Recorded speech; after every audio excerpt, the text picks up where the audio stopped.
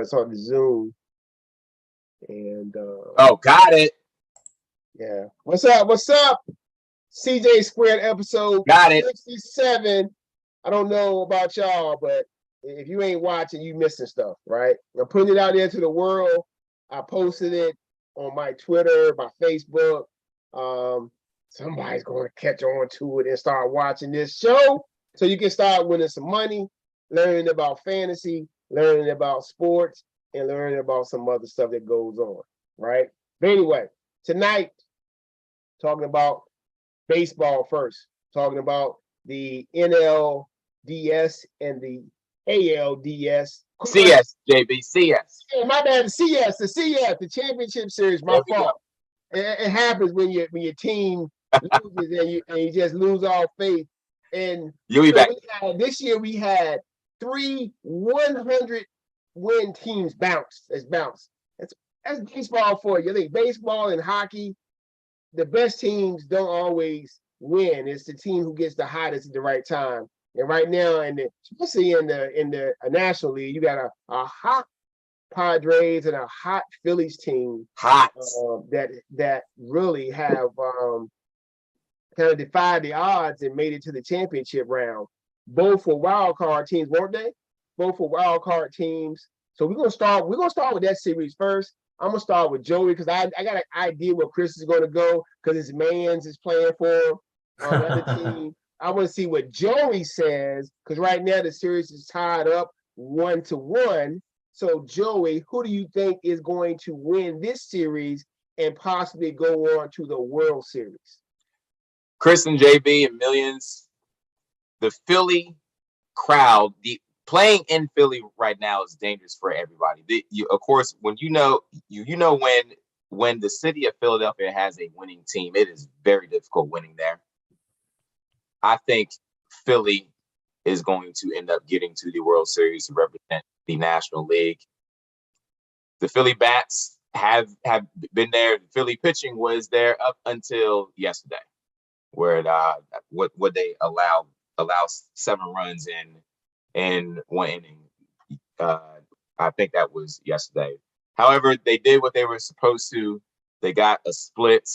Now they're going back to the city of brotherly love. I think it's going to take a drastic turn towards Philly's advantage being there. I say Philly in 6. Okay. Philly will be going to the World Series. Giving us that extended answer. Go ahead. Go ahead. Chris. It's a minute, JB. That was a minute. What do you have? Yeah, I'm the same. I'm the same with Joey going back there. So I'm going to take Philly in 6. I think both of these teams, as we saw, can score in bunches. We have an inning where they just, but it's good to see Soto, Harper, all these people. All these Nats fans are probably hating it. Like, man, these are the guys. Josh Bell. Josh Bell, yeah. I mean, all these guys that they let go are playing in the playoffs this year. So, but it's good to see baseball and superstars. It's good to have superstars in the playoffs. So these are the 4 teams. Obviously, the Dodgers have been nice to see in there just because it's the Dodgers, but it's good to have new teams in there. So, I'm going to go Philly. I think I'd like to see Harper, like you said earlier. I'd like to see Harper get to the World Series. It'd be nice. So there's parity Philly in the major leagues. There's what they old saying of the enemy of my enemy is my friend. My friend. Yeah. But guess what? I am going with the Padres. Sorry, you can't root for Philly. I can't root for Philly. I'm sorry. I cannot root for them. Padres, I've actually seen Soto and Bell play as Nationals this year, and I saw them play as Padres. It's fathers. I saw them play then as well. So it's let's go with the Padres. And secret for y'all, because the Braves not playing.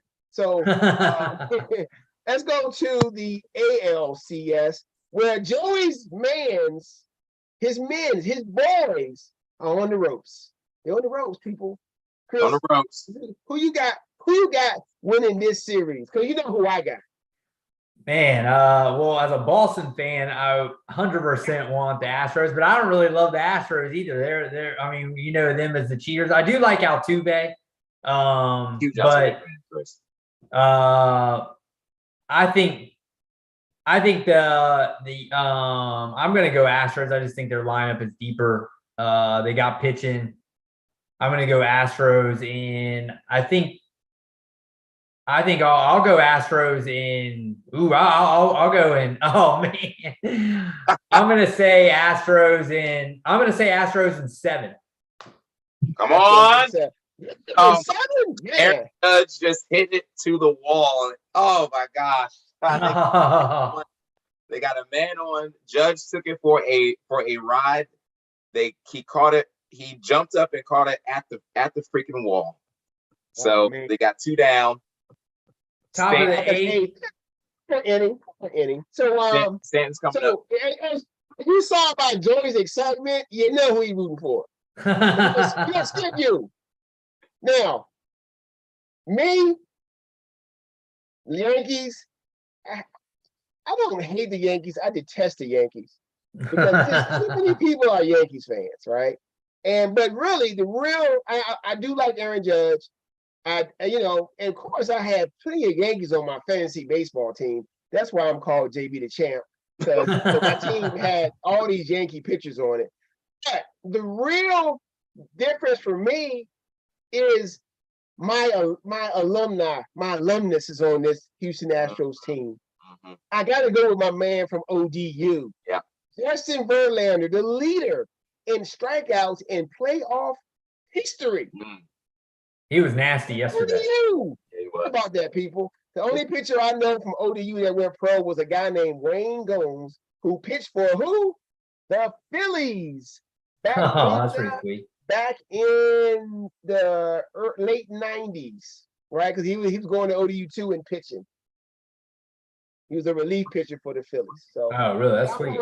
I'm going with the Astros, and I am going with the Astros in the World Series, winning probably in 6 games against the Padres. Joey, how many games you got? You got the Yankees in 7? Yankees. Oh man, I would love to see the game 7s are sweet, and so I'm definitely rooting for a game 7 here. Absolutely. If any of these games go to game 7, then I'll watch. Right. Until then, I'll just watch the highlights as they play on. Stands up now. Stands up now. The Yankees are in. They got 2 out. Anybody here? I got no more phone too, man. Look, see, you ask who too, Brian. I'm following. See, I'm following. And then the bottom, you can see. Look at the bottom, Joey. Look at the bottom of the screen. That's CJ squared. There we go. All right. So, okay, there you go. Chris, who you? All right. So you got Joe.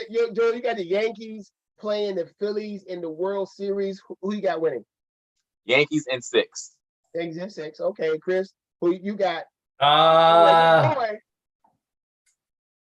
still, if I'm betting here, I'm going Astros in 6. I'd rather go Philly, but I'll say Astros in 6. 3-0. So the Clippers are bringing John Wall and Kawhi off the bench. Oh, West, man. Yeah, that's like an all-star team right there. Chris, that's crucial. Yeah, that's a heck of players coming off the bench. Yeah. Okay. All right, switching gears, talking about the NFL. NFL is going into week 7. If you don't remember, I just watched Joey. I just looked up and I saw you doing this. John Wall. So we got the NFL week 7 going on. Of course, if you're playing fantasy football, you got to know the bye weeks started last week. And this week, no Josh Allen, no Cooper Kupp, no Justin Jefferson. Your heavy hitters. A lot of your heavy hitters are not playing this week, so you better check your lineups, right? You better check your lineups. And this is really going to test what happened. Joey struck out. No, he's just missing, swinging and missing like he's been doing it all postseason. It hurts. It hurts to want your team to win. I know the feeling, man. I know it. But so we in week 7, and before we're gonna talk about fantasy a little bit after these couple of questions we have.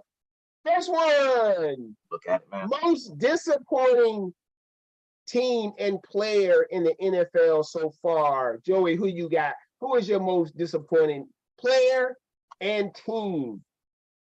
Most disappointing player as of right now, I'm going to go with Thomas Brady, quarterback, Tampa Bay Buccaneers. His real name Thomas? I don't know. Tom. I'll just call him Tom. Tom. The Tampa Bay offense is really struggling right now. The defense is playing very, very well, but I mean, of course, we can maybe use Brady's age. We can maybe use Brady's wife as the reason why the offense is not working well. And I can't blame her. She was sidetracked when he said that he was going to go back to work and she wasn't down. So it has definitely taken an effect on the Buccaneers offense. Most disappointing team, I'll stay with the same Tampa Bay. Okay. Tampa Bay is the most disappointing team. However, Tampa Bay is in a awful division. I think we all still expect them to win the NFC South. The NFC South is absolute trash.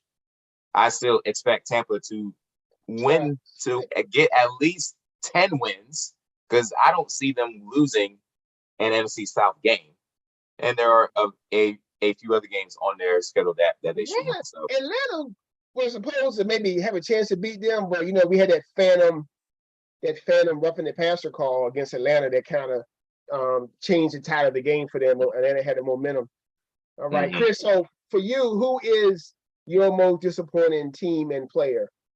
Yeah, I'm gonna go with the Super Bowl winning Rams right now. I mean, they're not looking horrible, but they're not looking like what we thought. They're 3-3. They're just they just don't look like they're riding Cup almost too much at this point. Oh, you don't say. Yeah, I mean, I think he's good for fantasy if you got. Yeah, I mean, he's doing his thing. Trying to win. But I mean, they're a mess as far as Darrell Henderson's been all right, but they haven't. Cam Akers is pretty much looks like he's done with them. They just don't really seem to have a running game. Their offensive line isn't as good. Allen Robinson's been up and down. I think that Higbee has been a guy who everyone keeps talking about is going to blow up in fantasy and hasn't really done a whole lot. So Matthew Stafford just keeps, turning the ball over. I mean, they're just, for a team that looked so good last year and everyone was talking about, they'll be able to repeat. Obviously, you're going to have a little bit of a down year just from, at the beginning, but they just haven't looked that great at all, really. I mean, they hangover. Yeah, and I guess that's to be expected. I mean, they're still right in that with, like San Francisco's not running away with it. Cardinals aren't even, and Seattle looks all right, but I mean, so they like Tampa Bay, what Joey was talking about, they still have a shot, but they just haven't been what we kind of expected. And then for me, in the disappointing player, I'm going to go Najee Harris, a guy that, I mean, everybody talked about, this was a guy who could just be a top 3 fantasy type of player this year.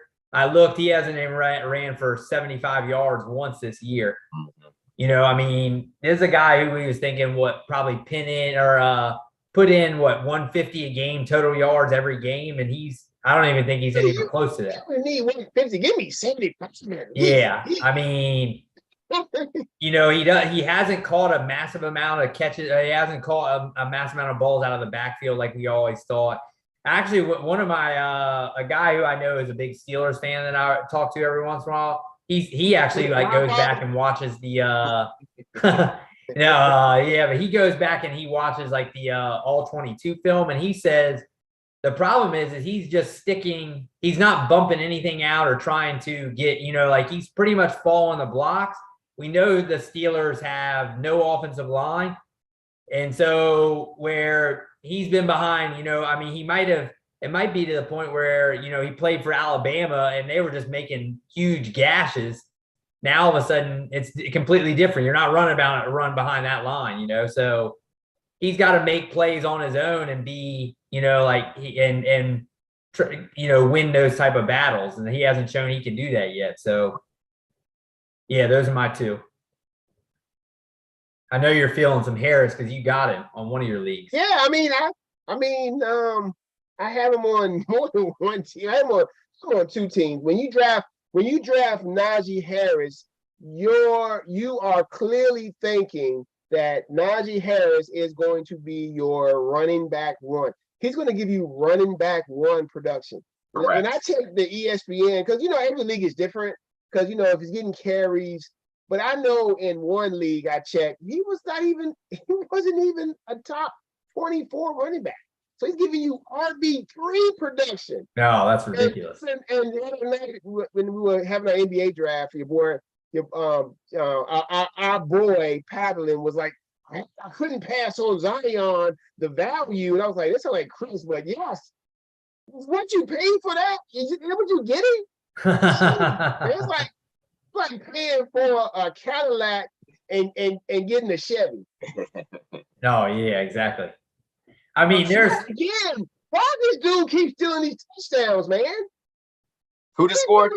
Ingram kid in, he getting touchdowns, and Nuke not getting no touchdowns, and Benjamin not getting no touchdowns. This dude has like Ingram got 4 carries for 8 yards, and he was down. Yes, thank you.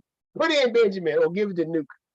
He hasn't reached total 100 yards, Najee, in one game yet between rushing and passing and receiving. I know. I mean, you said the blocking is terrible.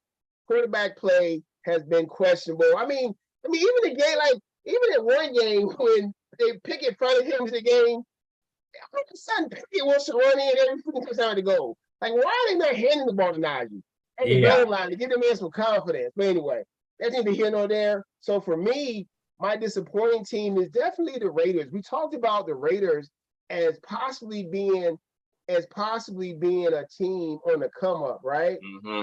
And the Raiders are totally disappointing with a 1-4 record because they're on a bye week. I mean, it brought in Devontae Adams. Waller has been hurt. Defense has been playing halfway decent, but the offense just is not doing it, right? No, they aren't. So they're the Raiders, right? I mean, the Raiders are 1-4. I mean, yeah, they shouldn't be 1-4. There's no way.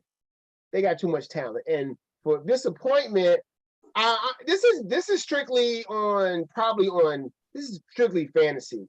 Justin Herbert is supposed to be put it this way. We're supposed to see it. Fantasy quarterback rankings, Geno Smith is ranked higher than Justin Herbert. I rest my case. I can't say anything else. I could have drafted Geno Smith, got him, not even drafted a quarterback, got him from the dumpster and started him since week 1 and had more points than Justin Herbert right now. Absolutely. So there you go. Disappointing. But even outside of fantasy, I mean, remember we were talking about different dark horses kind of for MVP.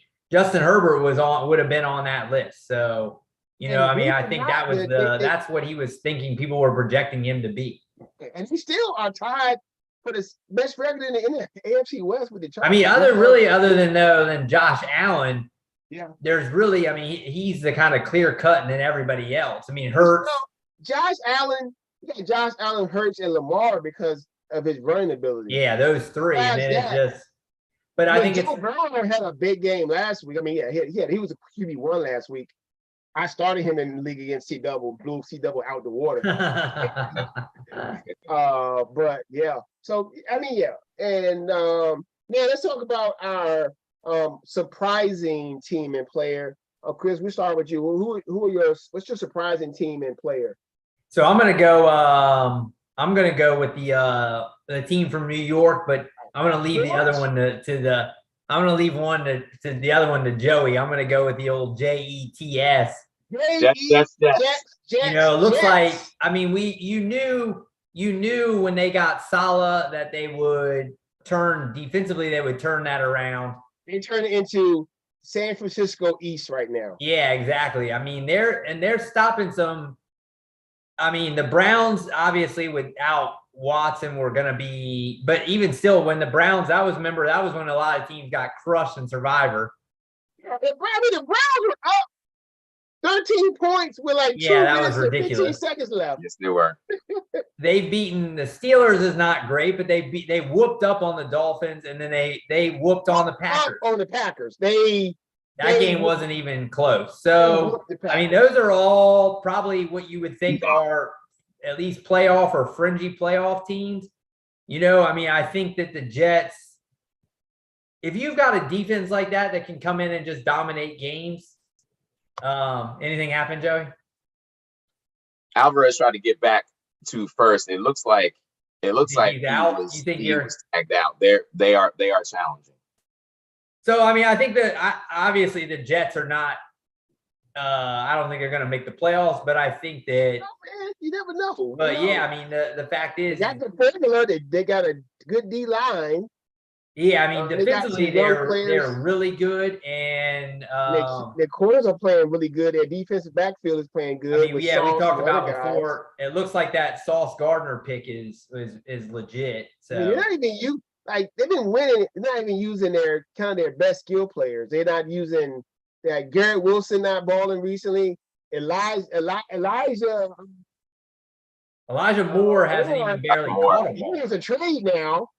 Mhm. Like Yeah, I he mean, was a trade. I started him 1 week in maybe last week in fantasy. He might have got me like one catch, I don't think he didn't have a target. So he or he- even I don't think he got a catch. He, Yeah, he's so, standing the other day. He's like, "Hey, I know that we're winning, but I'm not getting the action." hey, I want it. We're winning. He's I mean, these guys this look- guy. Hey, He's these this guy. guys- He wants in. These guys nowadays, winning is great, but you want to win and be a part of the reason you're winning. That's how you get paid. Yeah, You get paid by being a part of the winning equation. it's a business. Yeah, But you think about if they can keep Elijah Moore and get him involved, you got from a playmaking and youth standpoint, you got Elijah Moore, Garrett Wilson, Brees Hall, who looks legit, and then you got Sauce Gardner on the other side. I mean, they've got some So guys. they do Zach something. Wilson. Quentin Williams is tearing it up. Oh yeah. So they got guys. They won't let that Denzel Mims is a good player. They wouldn't even let this guy. They wouldn't even trade the guy. He has been playing for 2 years now. He's like, Yeah. no, you're not trading you. You're just gonna be here. we're stockpiling. So and then my surprise player is Miles Sanders. He's a guy right now who is I think especially from a fantasy standpoint, he was, for maybe a year or two there, he was looked at as a kind of a running back one type of running back two fringy kind of guy. And then all of a sudden you couldn't trust that he was going to get enough touches in that offense. And they were kind of anemic anyway as an offense. And then, so I think I got him as kind of a running back 4 in a lot of my leagues. And he's now he's 4th in the league in rushing yards. He's scoring touchdowns. That offense is just rolling anyway. But, and that's what I said is that if an offense can beat you in multiple ways, you can't just sling the ball all over the field. You got to be able to run the ball. And he's been able to do that. So, Yeah. And the funniest part about that is that guy came out and said, "Don't draft me in fantasy football." oh man. I mean, yeah, it was all on the fantasy station. He's like, Sanders was like, "Don't draft me," like crazy. Wow. All right, so right now Luke has 8 catches for 85 yards. So that's good production if you've been holding on to him like I have been holding on to him for. I got him in one league. Yeah, I've been holding on to him, man. Yeah. Anyway, but He's worth it. Yeah, Yes, he is. right. Think about this one league I'm in the Do Good League, guys. I have Nuke, Adams, Allen as my receivers in a full PPR. Mhm. Oh, geez. And Mahomes is my QB. I got Hawkinson. I got y'all. I got your mans. Monty, and I also got last week I had Deion Jackson. He had a big game. So but having those 3 as receivers, Oh yeah. really good going forward for the rest of the year with that squad. Yeah. With Nuke coming back. Okay, Joey. Who you got as your surprising team and player? Oh, let us guess. You staying in New York? We're gonna stay in That's New a- York. This is a surprise. The biggest surprise is how you didn't follow the directions and keep them on your team. That's the biggest surprise. We're gonna stay in New York. The surprising team in the NFL is the New York Football. Man, you should have put on your over-unders. I wonder what their over-under was. When we did it, probably 5 wins or 6 wins. Yeah, you should have bet a ton on that, Joey. Yeah, should Big. have. I did do a small Super Bowl bet before the draft started. I think I did put $5 on them to A win nickel. Super Bowl. A Hey, nickel. that might be a hedge bet out of it, though. If they can make it a playoffs, Yeah, you might be able to hedge for some decent money on that. definitely. We'll Definitely. discuss that later. Definitely. So the reason why the Giants are my surprise team is not necessarily because they're not setting the league on fire as far as offense goes. They do run the ball very, very well. They are top 5 in the league and rushing. Saquon is definitely back. The offensive line is putting things together. They don't stretch the field as much. However, Danny Dimes is not giving the ball to the other team. As a matter of fact, his QBR in the last 3 games, he's been at about 68 QBR and over in all 3 of the last 3 games. He is getting better every week. Giants defense comes to play every game. They're one of the worst when it comes to rushing yards. However, they keep the team out of the end zone, which is going to keep them in every single game, which has kept them in every single game. So they are stingy on defense and they run the ball. They try to run the ball down your throat. It's classic Parcells style football. Classic Parcells. I think Saquon is leading the league in yards, scrimmage yards per game right now. I believe so. I think he is. Yes. Play to your strengths, right? Absolutely. Number 1. Surprising player, quarterback for the Seattle Seahawks, who I think they thought this was a clear rebuilding year. They thought they were going to be going backwards when Geno came in. Little did they know that Geno has the highest quarterback rating in the NFL at 108.1, and he's 3rd in the NFL in total QBR. Geno's having a phenomenal year. He's playing better than the guy they let go. Absolutely. Guy let go. He's been like hot trash. He should have been our most disappointing player. I don't know what I was thinking. Oh my I goodness. take everything back. Yes, Wilson, he's got to be the worst right now. Yeah, I hear you. I mean, Geno is lights out, and hopefully he can keep this going. The NFC West is clearly wide open. 3-3, 3-3, and 3-3. Absolutely. So we still got 3 quarters of the season left. We'll see what happens. We'll see if Geno comes back to earth. But right now, they should just keep on riding him. Man, remember that dude was sitting in the draft room for like. Say it again. Remember that dude was sitting in the draft room like the day of because everyone thought he was going to go first round. Yeah. I think he went like 60 something or something like that. He's like the Rodney Dangerfield of football. Oh.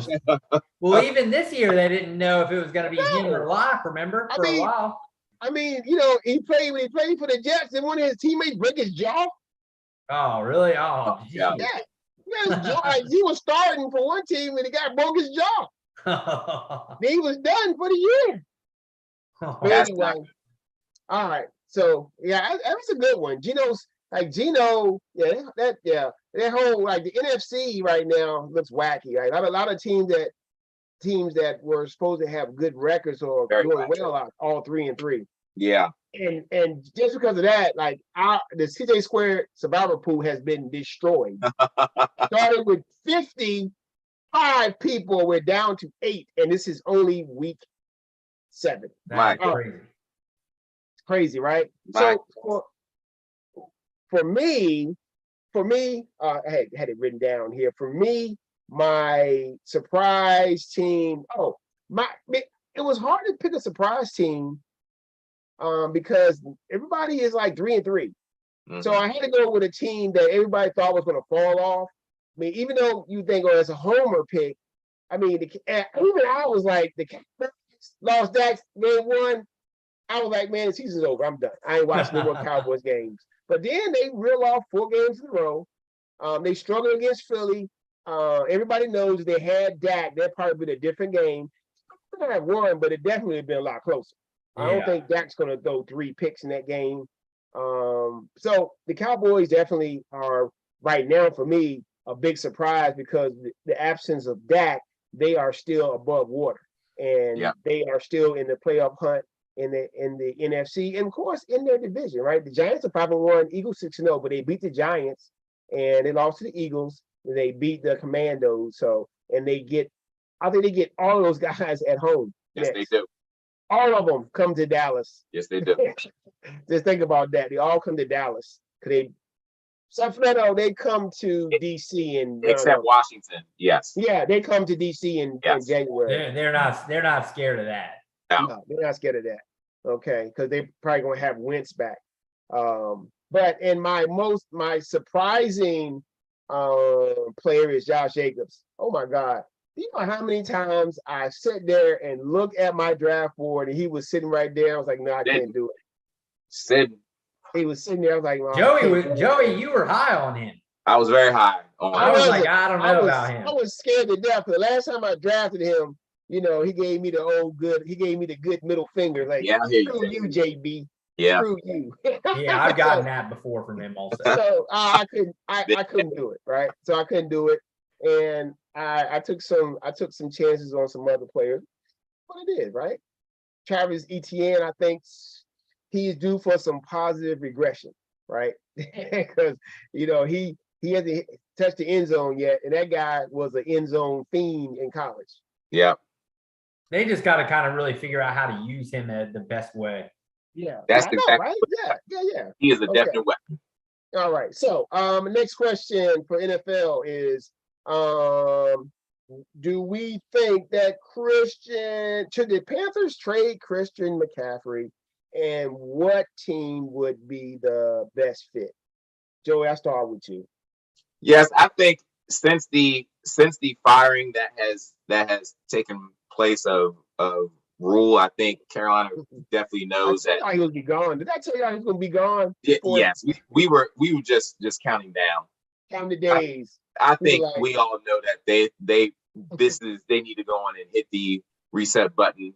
And McCaffrey, I think we've all heard the news about the Bills looking in on the possibility of getting McCaffrey's services, which we all know. Anyone that watches Buffalo Bills football knows that since Josh Allen has been there, they've never had a running game. Josh Allen is there. If Chris McCaffrey goes to the Bills, he's no longer a fantasy asset. He's not going to be a fantasy asset, Joe. It would be interesting to see how they would incorporate his. He will not be a fantasy asset anymore. You wouldn't think so, but I mean, if you're going to trade for him, I mean, use him. If the Bills get him, what are you going to get? Who are they going to give to? Who are they going to give? I guess what the Panthers want, like multiple first round picks. Yeah. He ain't getting traded. I don't know if that's going to happen. Yeah, especially like nowadays, the value of a running back. Correct. I mean, if I'm the other team and you like, well, look at him, look at his value. I'm like, well, his value was so great. One, why are you trading him? Two, why have you won any games? Correct. So you don't have no value. Not at all. Not at that. Not at that position running back. So. And plus his contract next year, he's due to make $19 million. Yeah. I really don't see any other looking over the standings. I really can't see any other team who would be calling in about McCaffrey's services. Who needs a running back that is going to make the difference for them?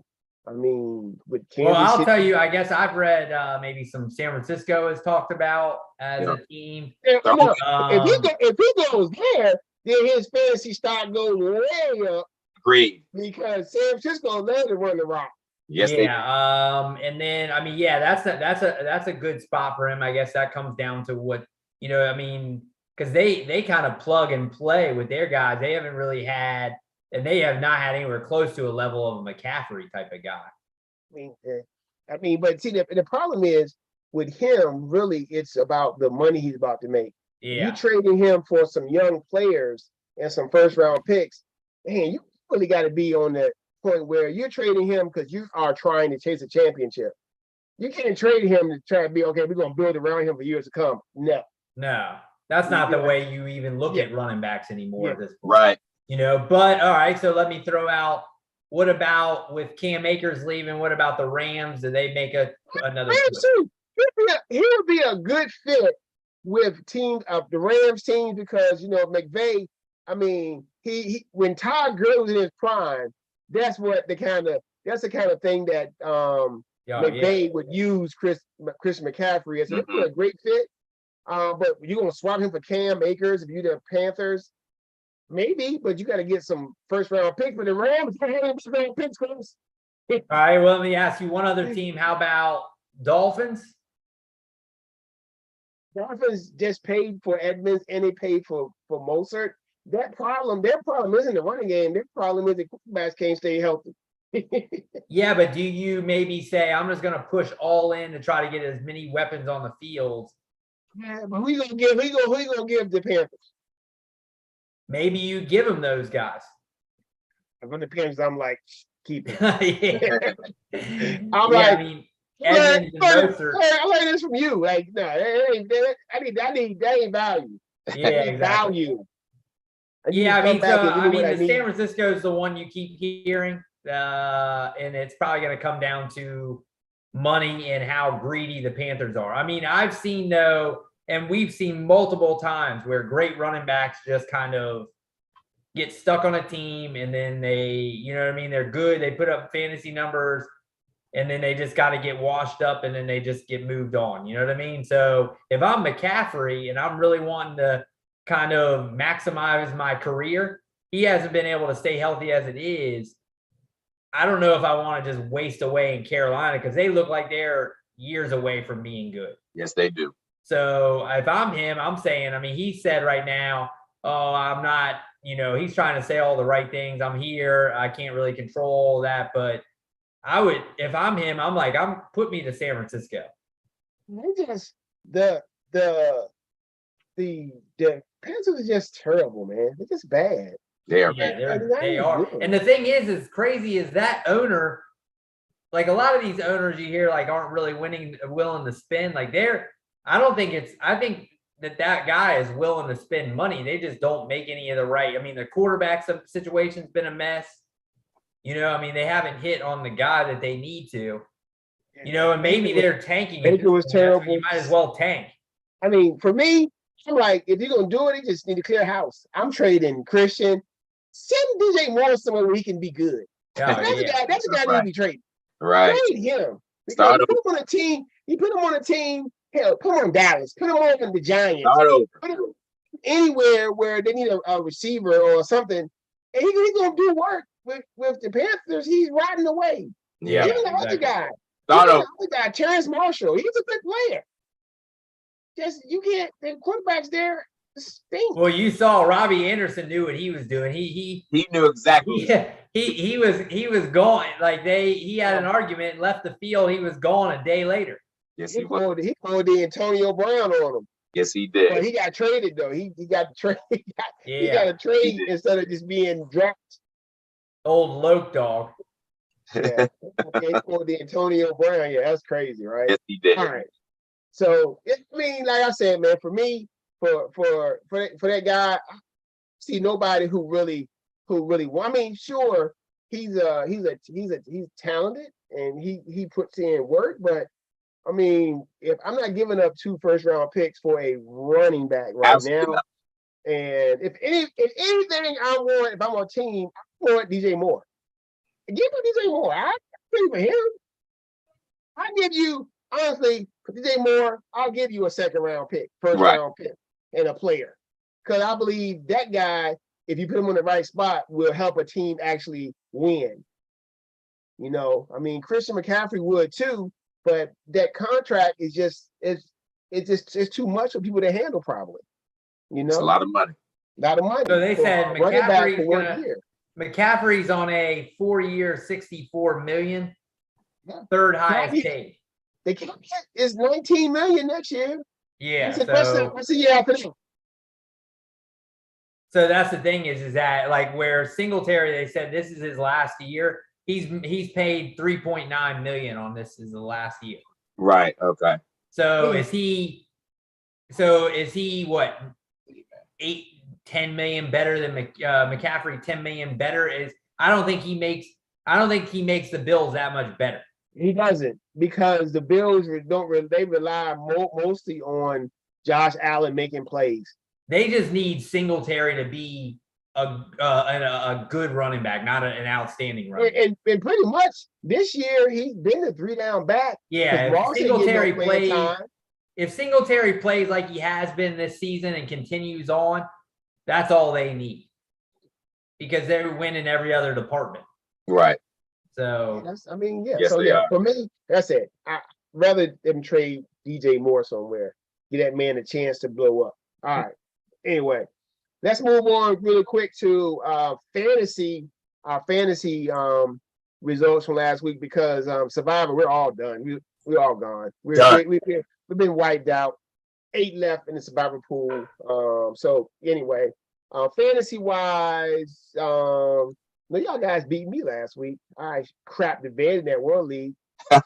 Still predicted to be first for the season, but so I'll take it. I'm okay with that. I'll take my L with respect and dignity. But how did you guys do last week? I'll start with you, Chris. How'd you do? So I'm in 5 leagues. I went 4-1, Okay. and the one I lost, we discussed, or you were talking about earlier, I lost on the Monday night game. I had the kicker. He had Eckler, and he beat me. Pretty much had if they didn't muff the punt. Oh, block. Okay, yeah. If they didn't muff the punt, they get the ball back and they probably hold on. But because in that league you get touches, they got the ball back. Eckler got 2 touches, and the guy beat me by 0.3. Jeez. So if they would have just caught the punt like a normal normal punt returner, I would have won. So I'd have gone 5-0. So I'd have had a really good week. But I'll be scrambling a little bit this week just from buys. I think I'm hurt. All right, man. The bye weeks are here, man. That's right. All right, Joey, what about you, man? How you look last week? 3-3 last week. Oh, you had 7 leagues, though. How you go 3-3? 3 and wait a minute. 4-3. Excuse me. Okay. 4-3 last week. I still have a league I have not won. Oh, you 0-6? 0-6. That's the one. That's in the Fantasy 1 league, right? That's in Fantasy 1. 0-6. Oh, hold on. 0-6 in that league? 0-6. I didn't even know this. Dang. How bad is what's your roster look like? Hey, keep talking. I'm gonna pull it up real quick. Yes, please do, because I'm looking at this at bet that Matt Carpenter's taking. What's his score? Tyler, it's 3-2 Houston. Yankees got 2 outs, 1-2 counts. Presley is on the hill for them. Presley is nasty. Yes, he is. All the Yankees do against Houston is strikeouts. They struck out 17 times yesterday. You know how many times Houston struck out yesterday? 2. It's not being a league with y'all. Fantasy 1. Oh no, that's the other one. No, you're in fantasy. That's Fantasy 1 is our original league. Fantasy 2 is the JV league. I can tell you where my issue is in my Fantasy 1. Quarterback play is I'm getting awful quarterback play. Who you got? Dak has been out, so I get Dak back. Receivers have been pretty bad. They don't score touchdowns. I got Mike Williams and Mike Evans. My only bright spot, Saquon. That's it. Yeah, but that team is not that bad. It's not bad, but DeAndre Swift has been hurt. Saquon is Yeah, that'll do it. the only one that I got going for me. Yeah, but the thing is that in most leagues, if you can somehow get on a run and get to close to 500, you have a shot. I mean, in football, it's weird. Most of the, if you run with a lot of playoff teams, I mean, you got to be on a good heater, though. I'll tell you that. Yeah. You can't Nuke mess right up now from here on is out. Nuke is at 9 catches for 99 yards. Just like old Nuke. Yep. Another he does. Another Yankee strikeouts. That's all they do is That's game. That game. game. All right. Well, there you go. All they do is strikeouts. So me, I had my first losing week of the year, but I accepted it gracefully because I except for one league. For one league, I was just like, okay, for you guys, your backs really stepped up. Bryce Hall stepped up for you, and somebody else had a really good week for y'all. And Sanders, I think we had Miles Sanders. Yeah, and my guy, I had Jeff Wilson who gave me a 0 in that league, and I had Joey's man's Mr. Higbee who gave me a 0.5, and I had somebody who gave me nothing, and I take it. I mean, you can't win them all, and so I was okay, but I went 3 and 4. I would have been and I would have went I would have lost all my Yahoo ones. Herbert crapped the bed. Somebody else crapped the bed in another league, but against Buttons, this made my whole weekend. I was telling Joey against Buttons. When in the league, remember I told you guys how I started off 0-4, and I said if I can win these next 2, I can get on a run. So I started PJ Walker at my quarterback, and he played like hot garbage. Okay, I ended up with 150 points. At the end of Sunday night, coming into Monday, Buttons had Russell Wilson going, Eckler, and Cortland Sutton. And I was like, well, the prediction was I was going to lose. Uh-huh. But the Denver Broncos are so crappy. And every time they play a team on TV, that team plays crappy as well.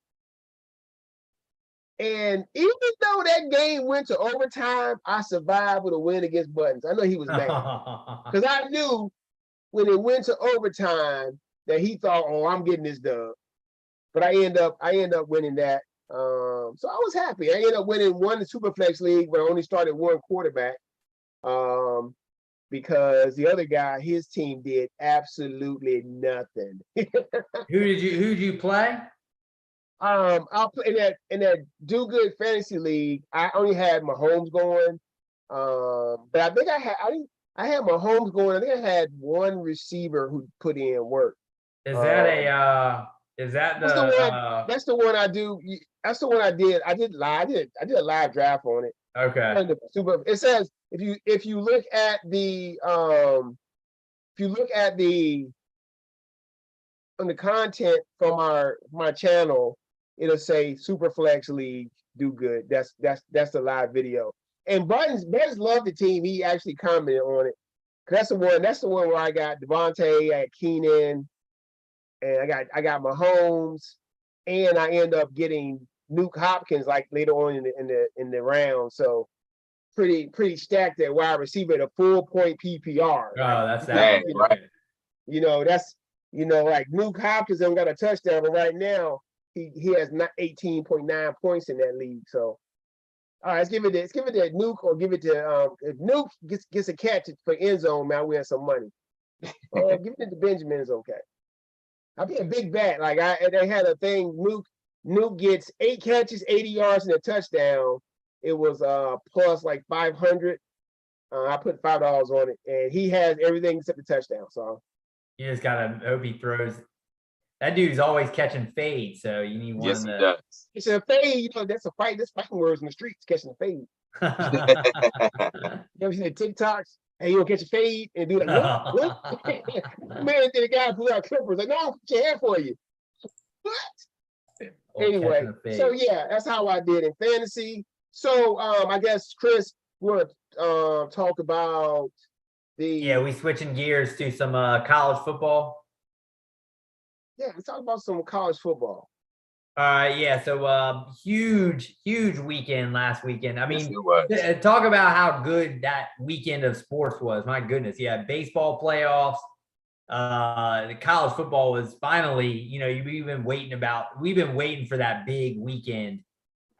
And then you had, Sunday football game. So I mean, big weekend for sports. And someone said this is the sports equinox where it's only happened like a certain amount of times where all 5 of the main sports are playing in one day. Hey, man, we live, Joey. Yeah, why? He was asking if we're live. Yeah, we're live. Says live on there. Oh, honestly, it was on YouTube. That's it. I'm watching it right now, Joe. I'm watching you on our channel right there. Look at your phone. You. I'm subscribed. Joey, look at this right here. Look, Joey. You see that right there? You I see it. You looking? That's you. Look up, Joey. Can you look up? You see? I think Benjamin just scored a touchdown, Joey. Let me see if I can find this somewhere else. Sorry. See it? Look. Oh yeah, he did. Dang it. I'll find this. Yeah, you got it, Joey. All you have to do is you can really just go to the channel and look at it live that way. You should, you got the notifications on. You should be on there. I do have more. Yeah, but so I was saying this is one of the only few times where all 5 of the major league sports are playing in one day. Yeah, yes. So yeah, that tells you right there, Right? That how much is going on in one day. So many. If you love sports or if you love gambling, I mean, right now it's like. Oh yeah, it's almost right too. Now is the golden age for a lot of things. It's a golden age for sports gambling. It's definitely the golden age for television. Oh yeah. There's just too much television. It's too much stuff to look at. It's almost like it's too much. Like you got tonight. Right?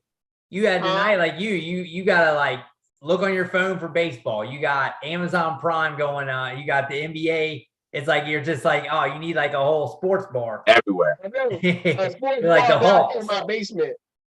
I got Jordan in the house too. You know, I got Mike. Yeah. Free throw, knocking down free throws. All right, yeah. So what I was saying is big weekend for college football last weekend. Tennessee beats Alabama. So right now the Athletic has Tennessee as the #1 team with their win over them. They followed by Georgia, Clemson, Michigan, Ohio State, Alabama drops to 6, TCU, Ole Miss, Oregon, and UCLA. Joey, do you have any issue with these rankings? I think the only issue that I have, well, no, you can't. I would say no. I mean, in my mind, the Ohio State University is I tell you what, Joey, the best in the country. Give me your rankings. I'm gonna put them on here. Then I'm gonna share them as you put them in. Give me what you think. So I wrote mine down how I think they should be ranked. And Chris, you can do the same thing if you think it's well. All right, so go I guess the question would be: do we think who's deserving based on how they play, or who we actually think is the #1 team? I actually put it in on what's happened so far, who they kind of like who they played, how they've been playing, and yeah. So I mean, okay, so I got you. Yeah, because I think and I'll let Joey. If you want to go, I'll tell you what. I'll go first. I got mine already written down, right? And so you get an idea of mine. So I still got Georgia. I got Georgia 1, right? Because even though Georgia has some hiccups, they still Georgia and they still in the SEC, right? So I still got Georgia 1. Like you got the champs gonna be the champs, and I got Ohio State 2 because I think they should be 2. And then I got Clemson 3 because guess what? Clemson has passed some tests.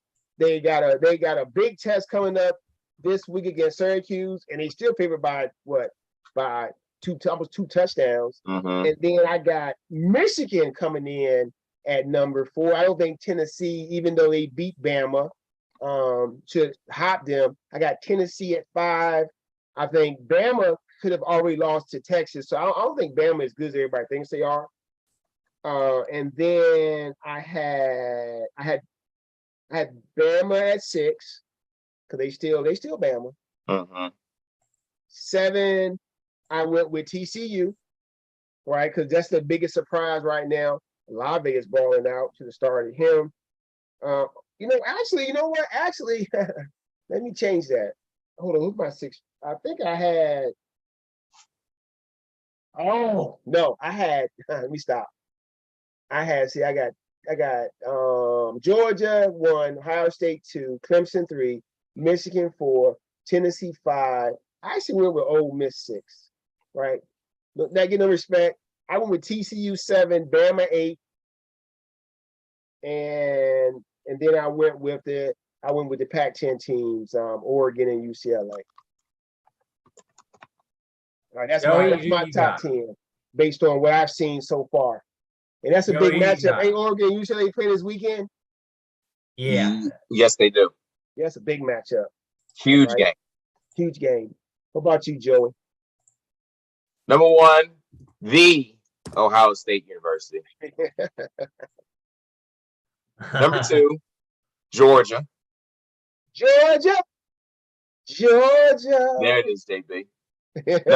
Number 3, Rocky Top. I will put them into my top.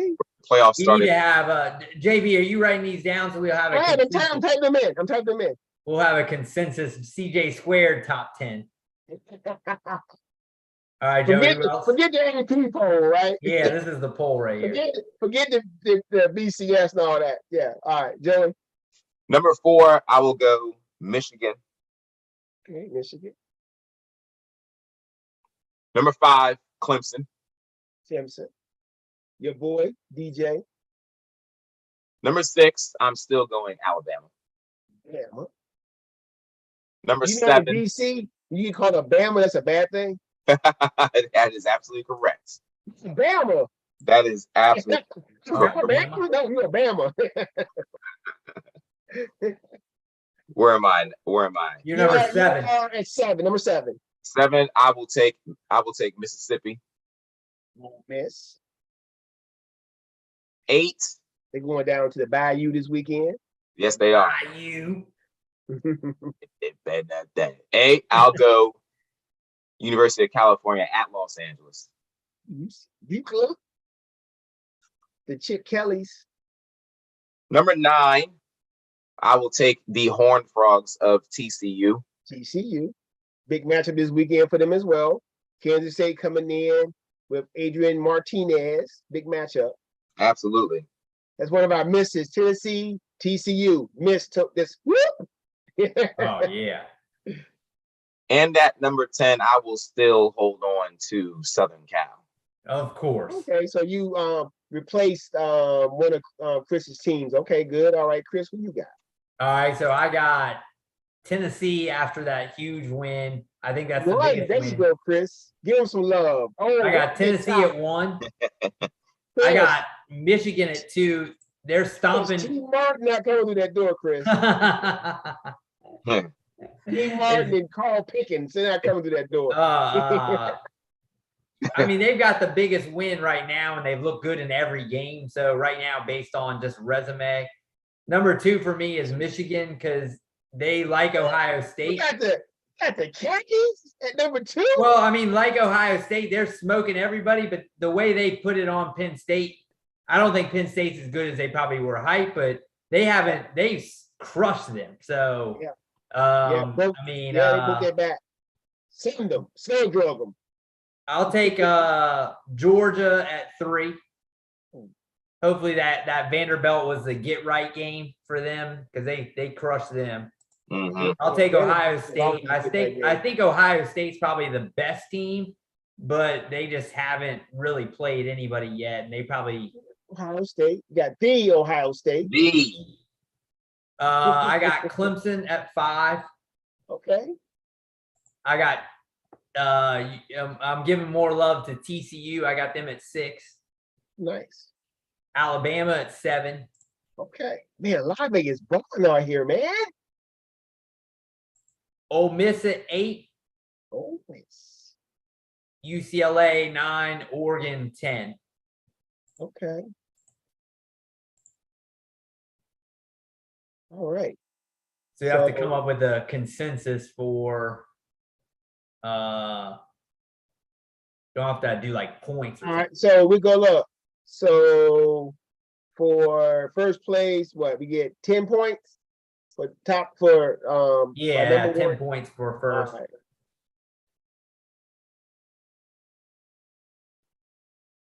There we go. Now I'm on it. Tell you what, Joey- I'm Joey gonna had to share. see I'm gonna USC share it in with there. y'all, and Chris, I'll let you do that part. All What right. what'd you say, Chris?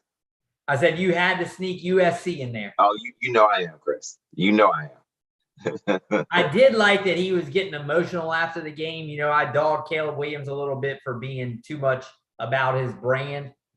But he tried to carry that team on his back. Mm-hmm. I mean, they lost. I would say, though, that what scares me about USC going into the season is what showed up the other day. I knew it when they lost. I was like, man, I can hear Chris now in the drum. I told you that defense wasn't no good. Well, I told mean, you that's the that thing is that when defense- you get into these other groups that you're talking about, like, you know, and I always do say you have to be able to win in multiple ways. If you're talking about beating Ohio State, beating Clemson, right now, I mean, it's the same thing as Oklahoma ran into all the time. Yeah. That's the one negative that he's going to have. I mean, hopefully, being that he's in California, he'll be able to recruit better defensively than Oklahoma ever did. But I just feel like that Caleb Williams, as good as he is, I don't think anyone would question how great of a quarterback he is. Yeah. But I don't know. I mean, you can only do so much. Mm-hmm. So we'll see. I mean, I watched the game. I watched the entire game. Great game. And I can tell you this. The coaching staff on that team did not make adjustment on defense. They let the tight end go for 200 yards receiving. Yes, they did. Yeah, and they had 2 really good tight ends. One is hurt for the year. They let the one guy, Kincaid, move the chains every single possession. Mm-hmm. At some point in time, you would say, let's bracket this guy and try to go one-on-one with the wide receivers or whatever. Don't let him beat us. And he beat them. Every play, every He was beat open the down, entire game. Kincaid was getting open and getting the first down. Yes, he was.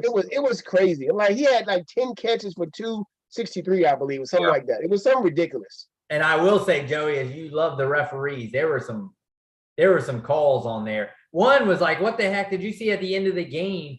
They didn't start the guy got the interception, right? Mm-hmm. Remember the guy got the pick? Mm-hmm. And they ran off and they didn't start the clock. What was the deal with that? Yes, I know. And which, things happen, but then when I don't know how they go back to fix how much time they put on there, but then they put way too much time on there. That clock. Yeah, they added an additional. So if that guy just ran around for 20 seconds, that would have been Andy game. Dalton, man.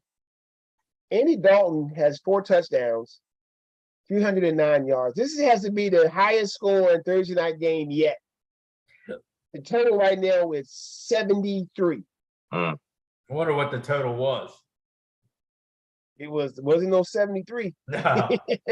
Let me I can see tell real you quick. that. I might be able to look up 31 to 42. Geez. Total was no, it's what Joey. So if that guy I don't see the closing line. I gotta look it up. So if that guy just ran around, even though it was a penalty, right? Because remember, it was pass interference on defense. If that guy caught it and just ran around for 20 seconds, just say, and the game ends, then that's the game?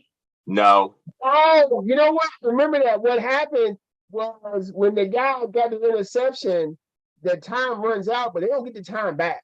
Like they don't reset the clock even though. Yeah, so that's what I'm saying. So if he how would they end the game? If he just ran it out until the rest of the game out, what happens? If the clock would have ran out, they'll get the offense one play. There would be one untimed down. Yeah, because the defense, the game can't end on a defensive penalty. So that guy should have just tried to stay in bounds as long as possible, even if he was pass interference. Yeah, he was trying to go for a touchdown. Mm-hmm. If the smart play would have been just try to stay in bounds, right? Yeah. Yep. Especially because if he knows it's probably a pass interference, right, that they're going to get called, he's just running out the clock. He could have just been lateral interference, though. I think the other guy made the interference. It wasn't him. Somebody else. Yeah, it was someone else, but he could have just been lateral in it, and just because it wouldn't have mattered anyway. Right. Yeah. Jeez. All right, so we got JB's going to come up with our top the CJ Squared top 10. I got it. I'm sitting here doing it now. If you want to go to the next question. So we'll get into I got that ready too. I got a spreadsheet for that one as well. You know I do. Yeah, is that what you just sent over? No, yeah, it's on that one. The one I just sent over, it has the mid-year bowl predictions and it has the mid-year top 10. Okay. You probably can see it. So it's the middle of the season now, so we're doing a mid-year predictions of the bowl predictions. JB wanted to wait until at least the season. We got a little bit into the season. Be all over the place. I wonder what Tennessee definitely wouldn't have been anywhere close to our bowl games, I'm sure. No. That's the only team probably that's really way off. So all right, so we'll go. First off, we'll do the Orange Bowl, which is the ACC versus either an SEC, Notre Dame, or Big Ten team. Joey, who you got? Who you got in the Orange Bowl? You said ACC. That's not one of the. That wouldn't make the final the bowl championship or whatever. Okay, that would be Wake Forest. You got Wake. And you said versus. Yeah, and that's either Notre Dame. It's either Big 12 or Big 10, SEC, or Notre Dame. It will be Wake. It will be Wake Forest versus Michigan. Well, no, that Big 10 would be if they finish second in the Big 10, they would go to the Rose Bowl. Second in the Big 10, and so what's the SEC, Notre Dame, or the Big 10? The Big 10. So it'd be probably, what would that be? Either the third ranked Big 10. Imagining Michigan State goes to. If you're gonna have Michigan go to the Rose, I'm assuming, or maybe you don't. SEC or. So it would be like the third or fourth in the SEC, or the third in the Big 10, or Notre Dame. Okay, that will end up being it's not going to be Notre Dame. We know that. That will likely be. So it'd be like a Penn State, or who's Ole on Miss. The other side? Ole Miss. So you got Wake and Ole Miss in yours, right? Yeah. All right, so he said for which one are you doing? You doing the New Year's Day Bowl? This is So this is for the Orange Bowl. There, he's got Wake versus Ole Miss. Okay. So you putting them and in. then we've got. I'm So gonna for go. me, I can tell you my Orange Bowl. Yeah. So who you got, JB? I have Ole Miss like Joey does, but I have Syracuse going to the Orange Bowl as the second in the ACC.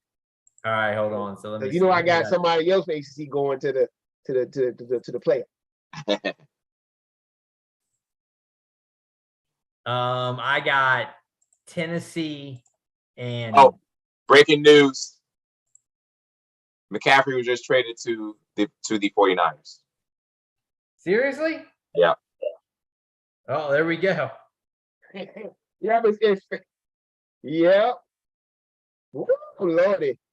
And the one thing I got is about to blow up. All my Jeff Wilson shares have gone to. Time to move on from Jeff Wilson. After last week, he's like, What they say? He gone. He gone. McCaffrey about to blow up in some leagues. Lord have mercy. Goodness. But you guys still got to hold on Jeff Wilson for the cuff. Yeah. Elijah Mitchell, he gone. His value, gone. go ahead. He on IR, go ahead, drop him. Get rid of Elijah Mitchell. He gone. Yep. So Joey has Wake versus Ole Miss. No, JB has Wake versus. No, you have Syracuse. I have Syracuse versus Ole Miss. Joey has Wake versus Ole Miss. And I got Tennessee. I got Tennessee versus Pitt. All right, Joey, who you got in the next one up is Sugar, Big 12 versus SEC, another SEC team. And the Big 12 team. That will be the Longhorns of Texas. Yeah. Versus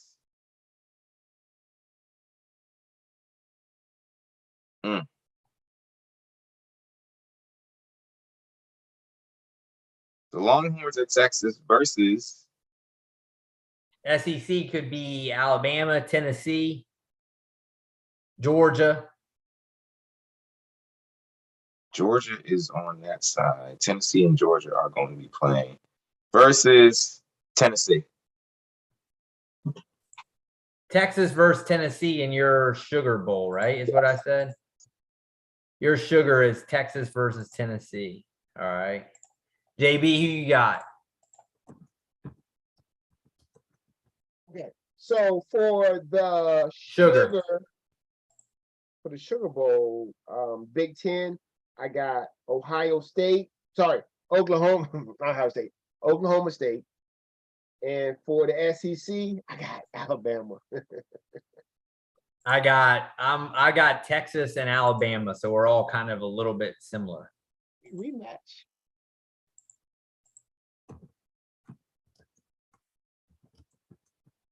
You got Oak State and Alabama. Oklahoma State and Alabama, yes, sir. All right, Cotton Bowl, Joey. Cotton Bowl is 2 at-larges. Cotton Bowl. Does a non-power 5 has to make one, right?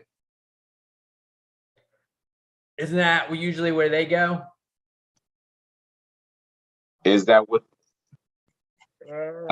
Bowl. Does a non-power 5 have to make a bowl? If there's a team that is that's not in the Power 5, they can go, they get an at-large bid, but that's only if they finish within the certain ranking, I believe. So if you had a team, that's probably where they're going, Joey. Okay. TCU. You got TCU, all right. And another at-large. Yeah. TCU and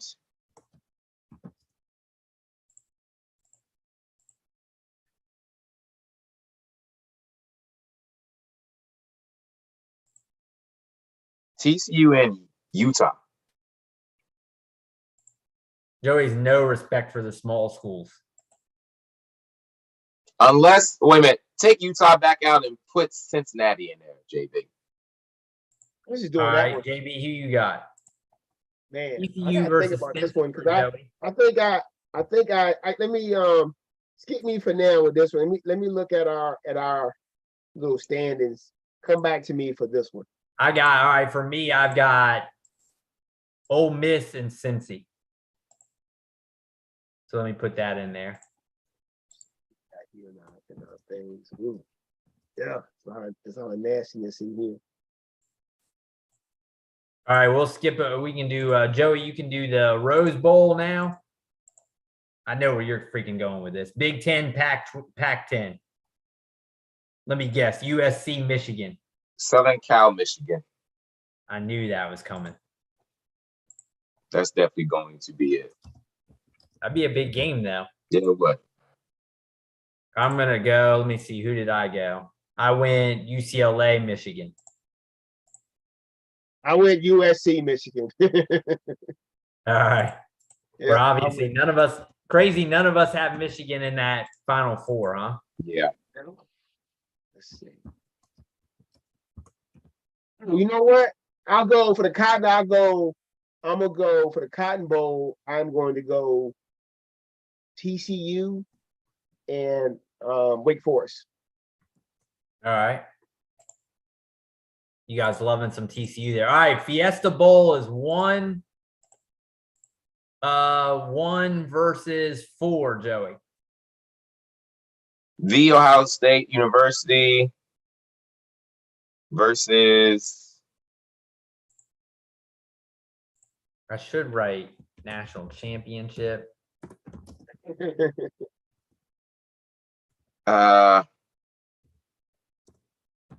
Champ. So we can predict it now. Ohio State versus Alabama. All right, JB, who you got? 1 versus 4. I have the Ohio State University versus Tennessee. Tough. And let me see. I got Georgia versus TCU. I knew you guys were going to go, so I want to be a little bit different.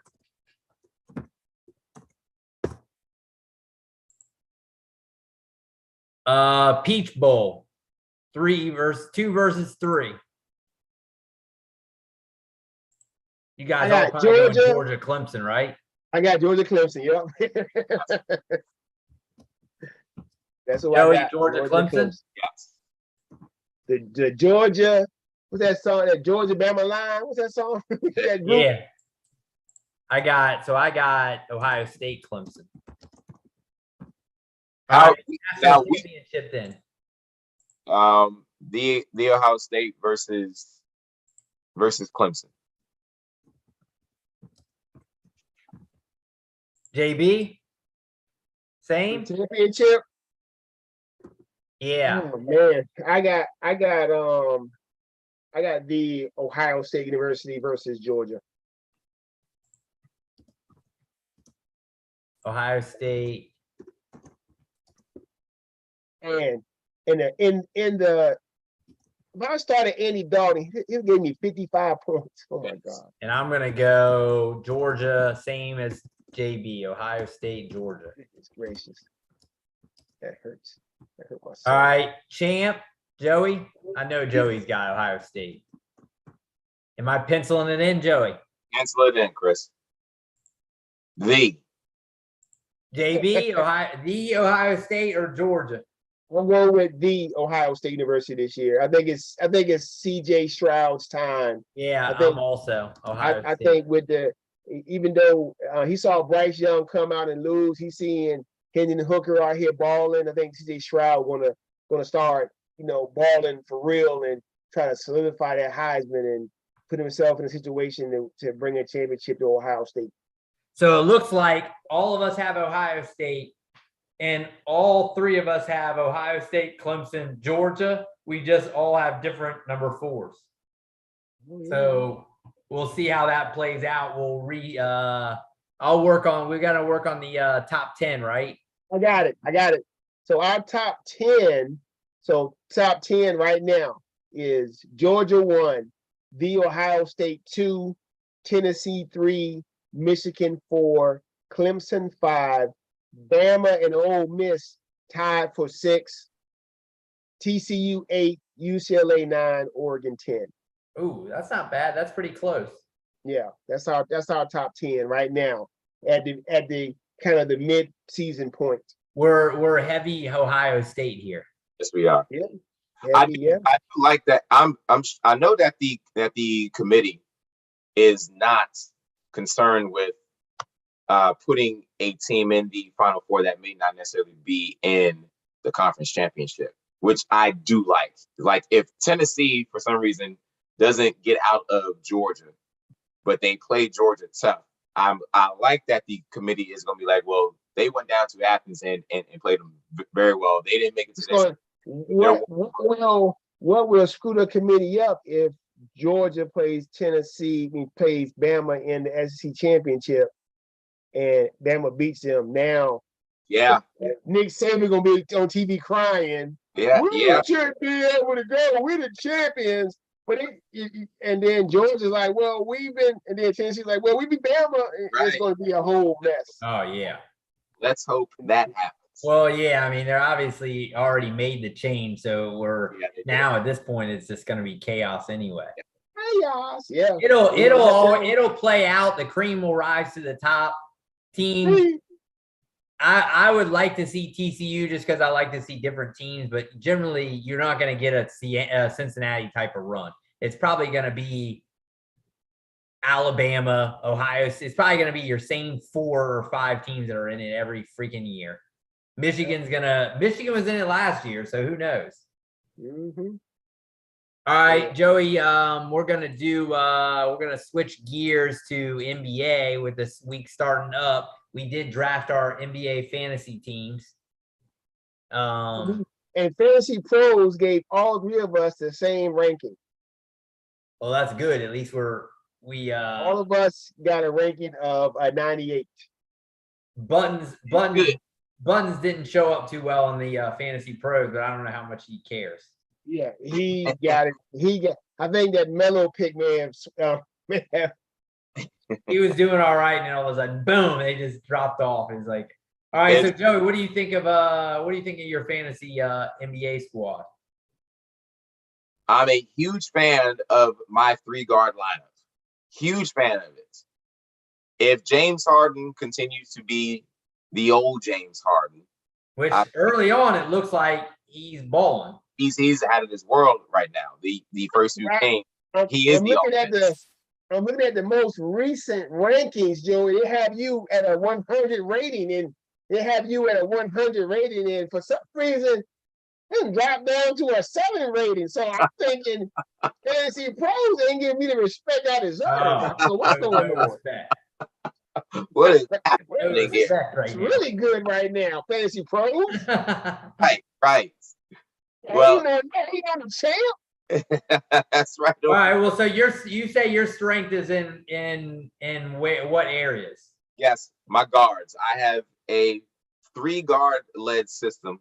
That's going to be James Harden, Uncle Drew, Kyrie Irving, and I'm really high on Darius Garland this year. Drew crapped the bed last night.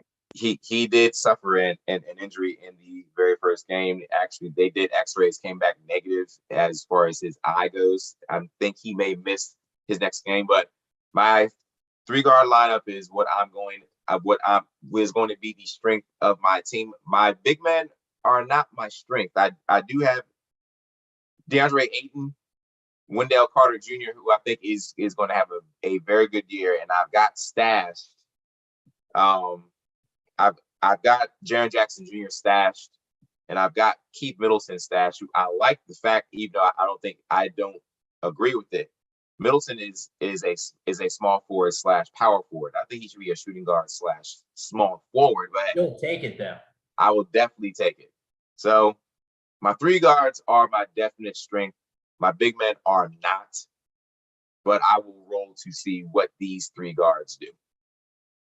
So you're going to be weak in what? Blocks, rebounds, probably? Blocks and rebounds, yes. Field goal percentages is going to be low because these guys they're all chuckers. So these guys jack it up. I will have very high free throw percentage and free throws made. JB, what about you? Strengths, weaknesses? What do you think of your squad right now? I told Joey before, man. It's the same. It's the same old. My team is going to get buckets. My team is going to get to the free throw line. My team is going to make threes. They're going to get sneaky rebounds. Right? They may lose turnovers. I do have some guys who can get blocks because right now I'm losing blocks by 1, but my big man only played 1 game. I do have some young big men that can I tried to get a sleeper pick, but then I saw my sleeper man. It wasn't even starting. I was like, what? So I gotta look. I gotta double check, see what's going on there with my sleeper. But I mean, you know, I like bucket getters, guys who get minutes. Yeah. And as the season goes on, I can add to and you know and kind of fix those areas that I'm hurting in. But you know, I'm okay. I always feel that you know if I can get if I can get field goals, threes, points, and rebounds, I think everything else will fall into place because those guys will start getting assists and steals. But right now, I'm getting killed in assists and steals, killed. But I mean, everything else, I'm you know pretty much already just. I think I already got locked up this week against Bryant. Well, let me ask you, is there anything on draft night where either it was a surprise or you missed out, something like where you were like, dang it, I was close to getting the guy I wanted, anything? The only really, there were a couple guys that got picked up that I was like kind of targeting. But the biggest thing really, it started off, I can tell you in my mind, this is who I was going to draft for my first 2 picks. I was going to take Halliburton and Paul George. Mhm. Yeah. Because I figured somebody was going to take the other guy who I mentioned picking him up too, like last week. Yeah. But I thought that I didn't think he would fall that far. He fell. I had to take him. You know, I mean, this guy that's Dame Dollar. And then I could have went, and I didn't want to go back to back point guard. I wasn't going to go him and Halliburton. Well, because he only gives you, Miller only gives you point guard, right? Or is he giving? Yeah, and Halliburton is the same way, so that's why I couldn't take him. And that's another thing with me. I like to have my guys be dual threats. Yeah. I like them to be able to play multiple positions, at least 2 positions, right? And so Damian only gets point guard, but I think for the most part, most of my guys can play 2 positions. So I went with Paul George because he can play small forward and power forward. And the only one I missed on is Zion. I was going to get Zion until Paladin stepped in, right? Too much He value. did that to me too. I just knew Paladin was not going to pick up Zion right there. I think he was going to go a different direction, but he went with Zion. I was like, what? Yeah. And I mean, you know, I know some of your picks. I was like, yep, that's his man's. That's his man's. I was like, yeah. And I saw some of the guys that, and then of course, I didn't get my man's that I always get. Terry Rozier for some reason. Somebody got him right. I was gonna get him too. Scary Terry.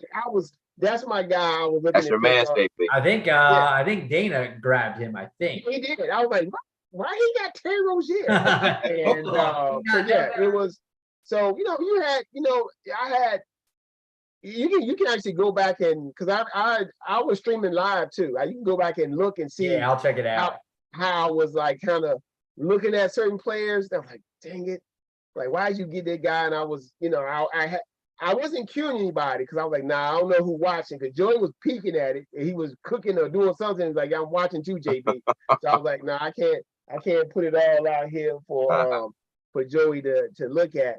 But yeah, I mean, I feel good about my team because I drafted players I thought are going to put in work, and I drafted mostly starters. Like I don't really draft guys who are bench players who was the $6 million a year last year? Who was that?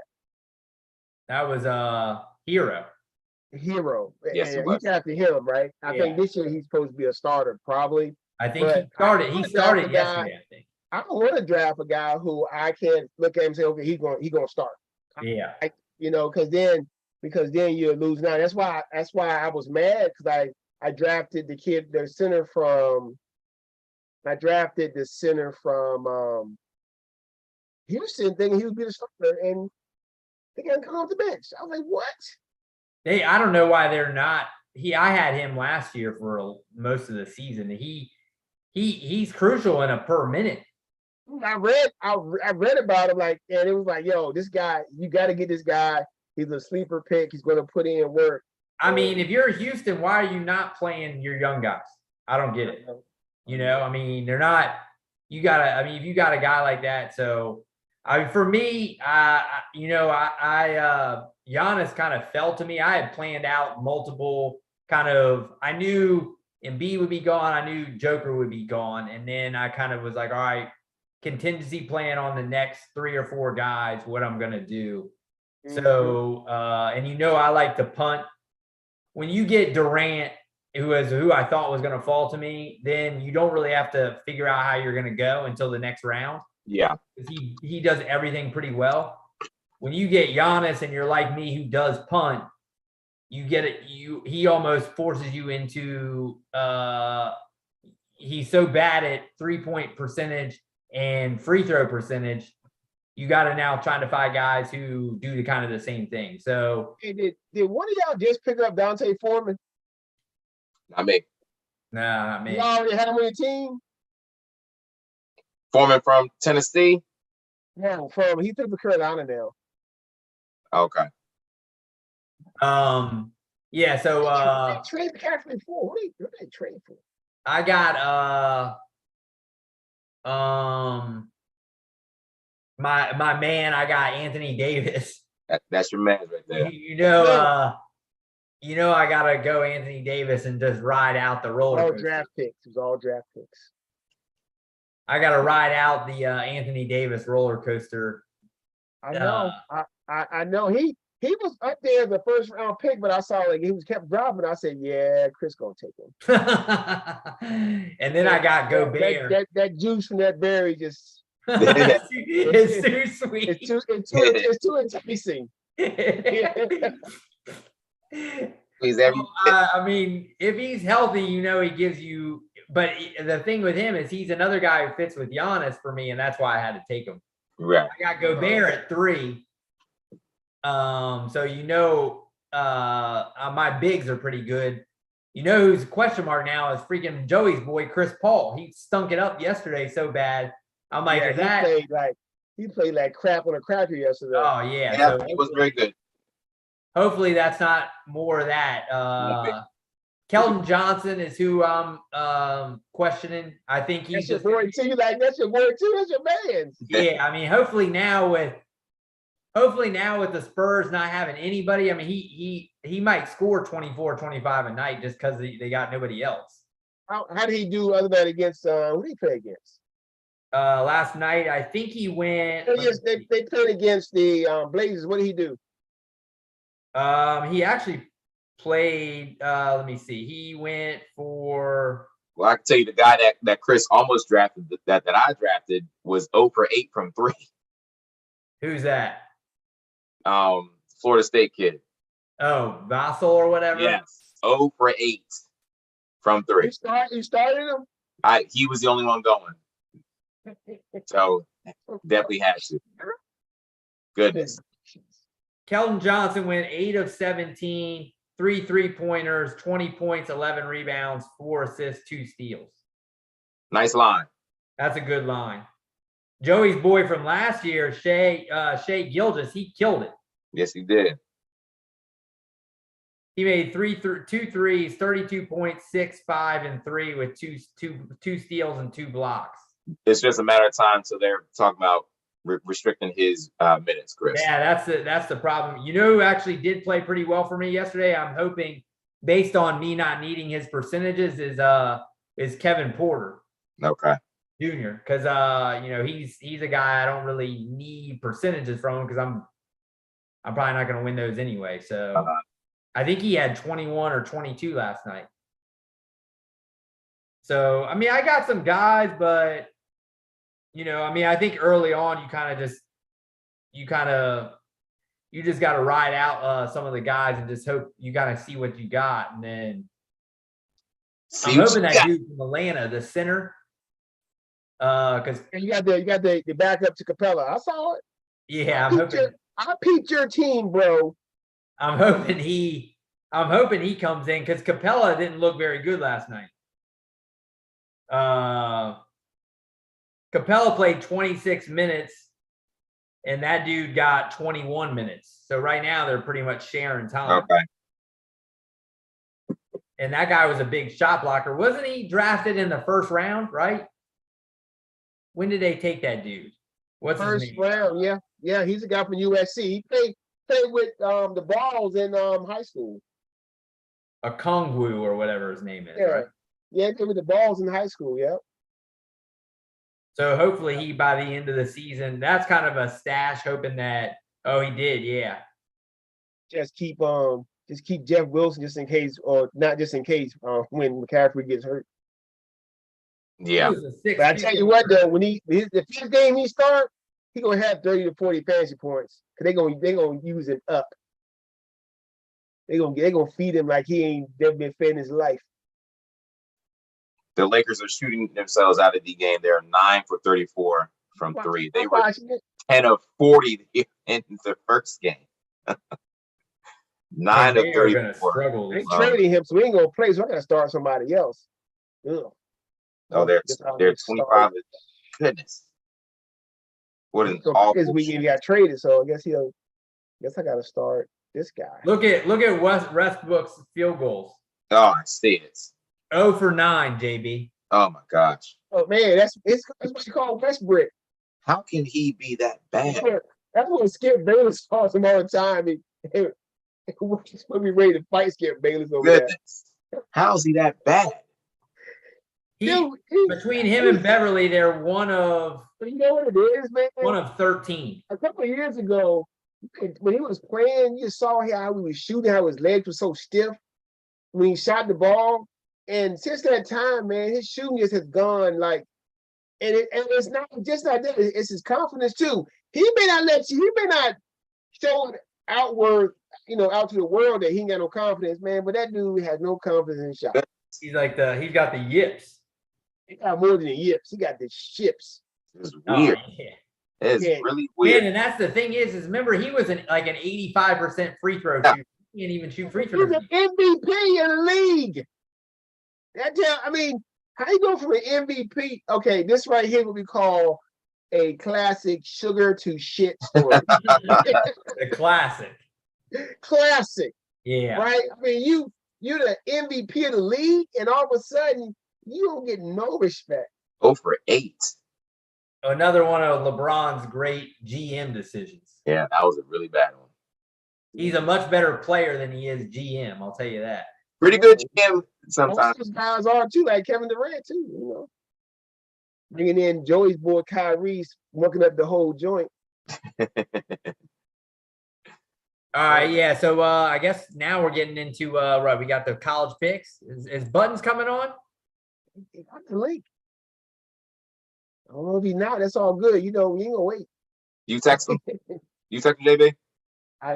When I set up the hold on, let me see. I swear when I set up the Zoom on the calendar, I know I added him to it. Let me just double check. Yeah, it was on there. I saw his name on the thing. Yeah, if his name was on the invite, then he got the thing. Hold on. Yeah, it says the thing is it says Just Squared plus Burns episode 67. It does. Are you just texting him, Joey? Yeah, I'll text him. All right. But anyway, so yeah, I got the thing pulled up. Just so y'all know, I have the numbers here. I have the numbers here for the year so far. And believe it or not, I am tied for first place now because of my amazing week last week. Yeah, you had what, 9 right? 9 right last week, man. I was hot. So right now we're sitting at me and C double at 46 apiece, Buttons at 45, the hot one at 41, Joey at 40, and Chris a blustery 31 picks correct for the year. Killing it. What's our top, JB? Huh? You and C double are at what? 36. 46. So what's that? How many picks have there been each week? There's 12 picks a week.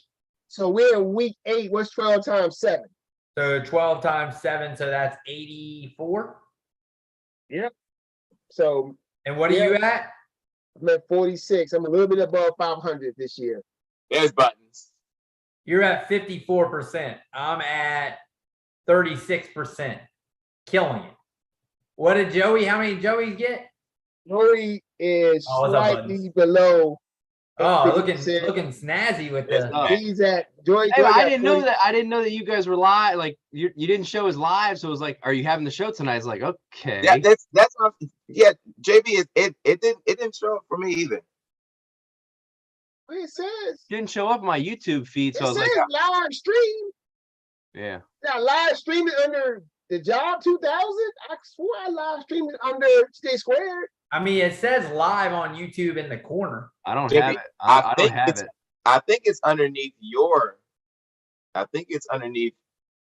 Jason Brown account. It is.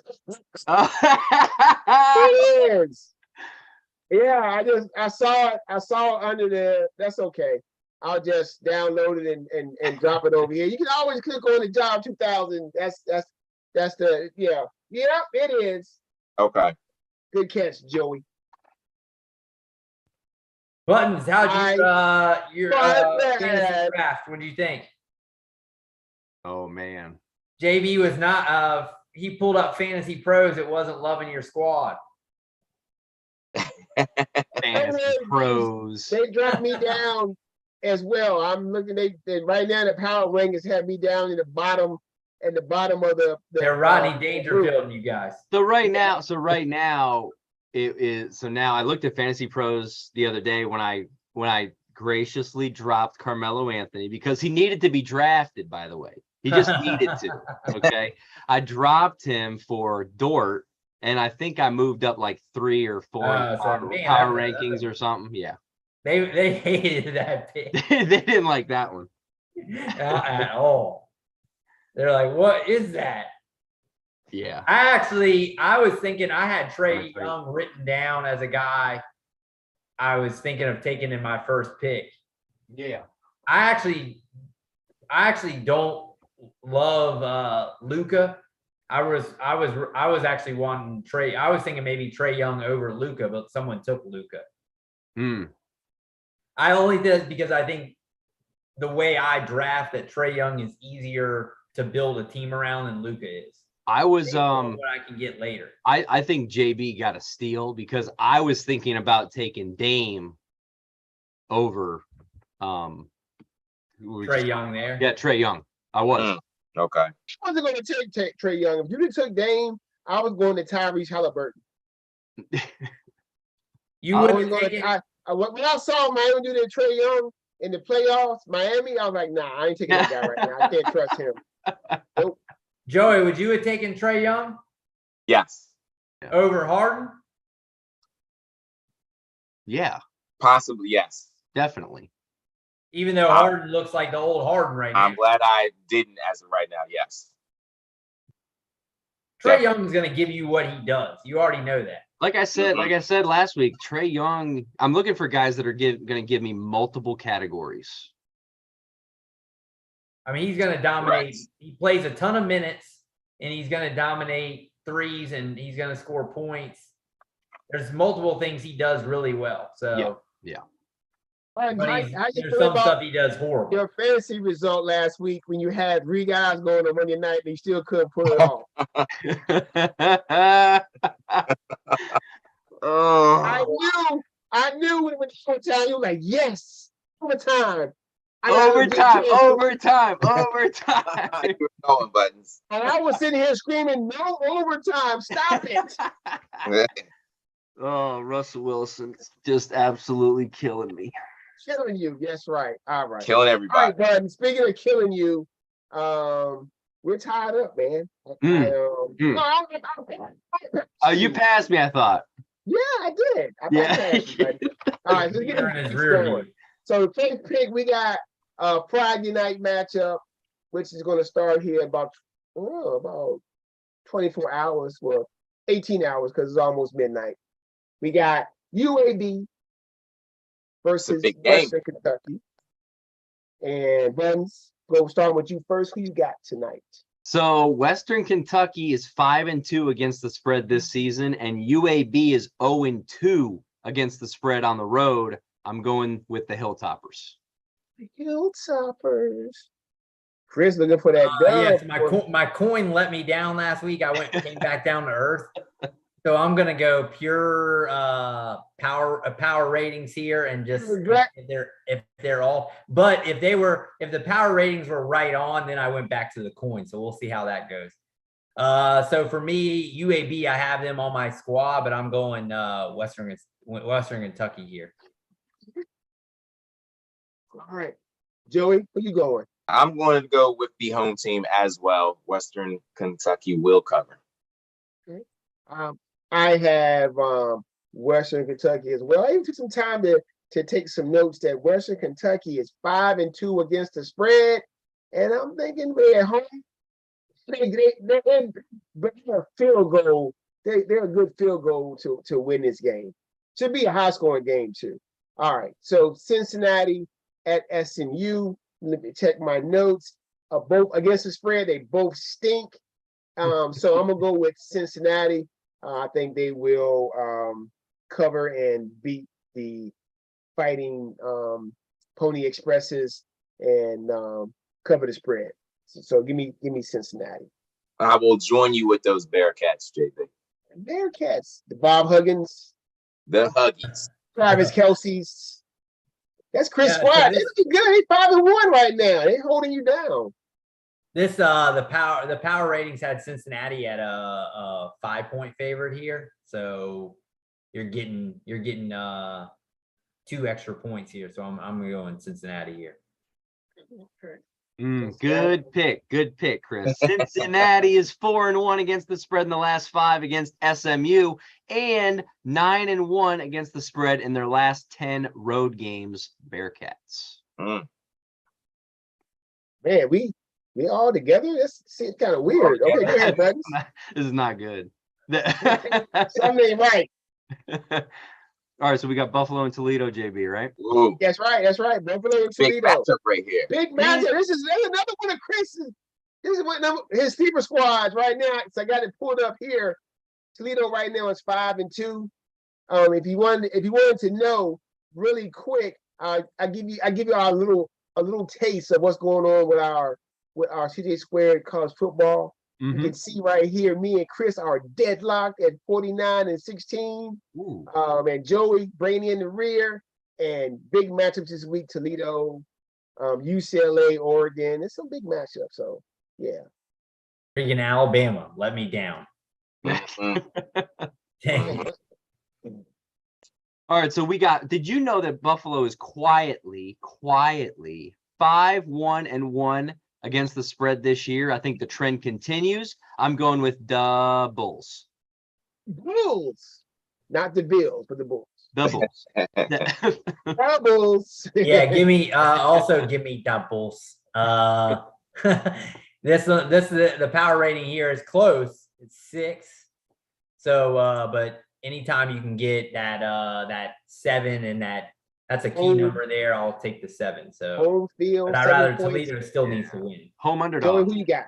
Give me the Rockets.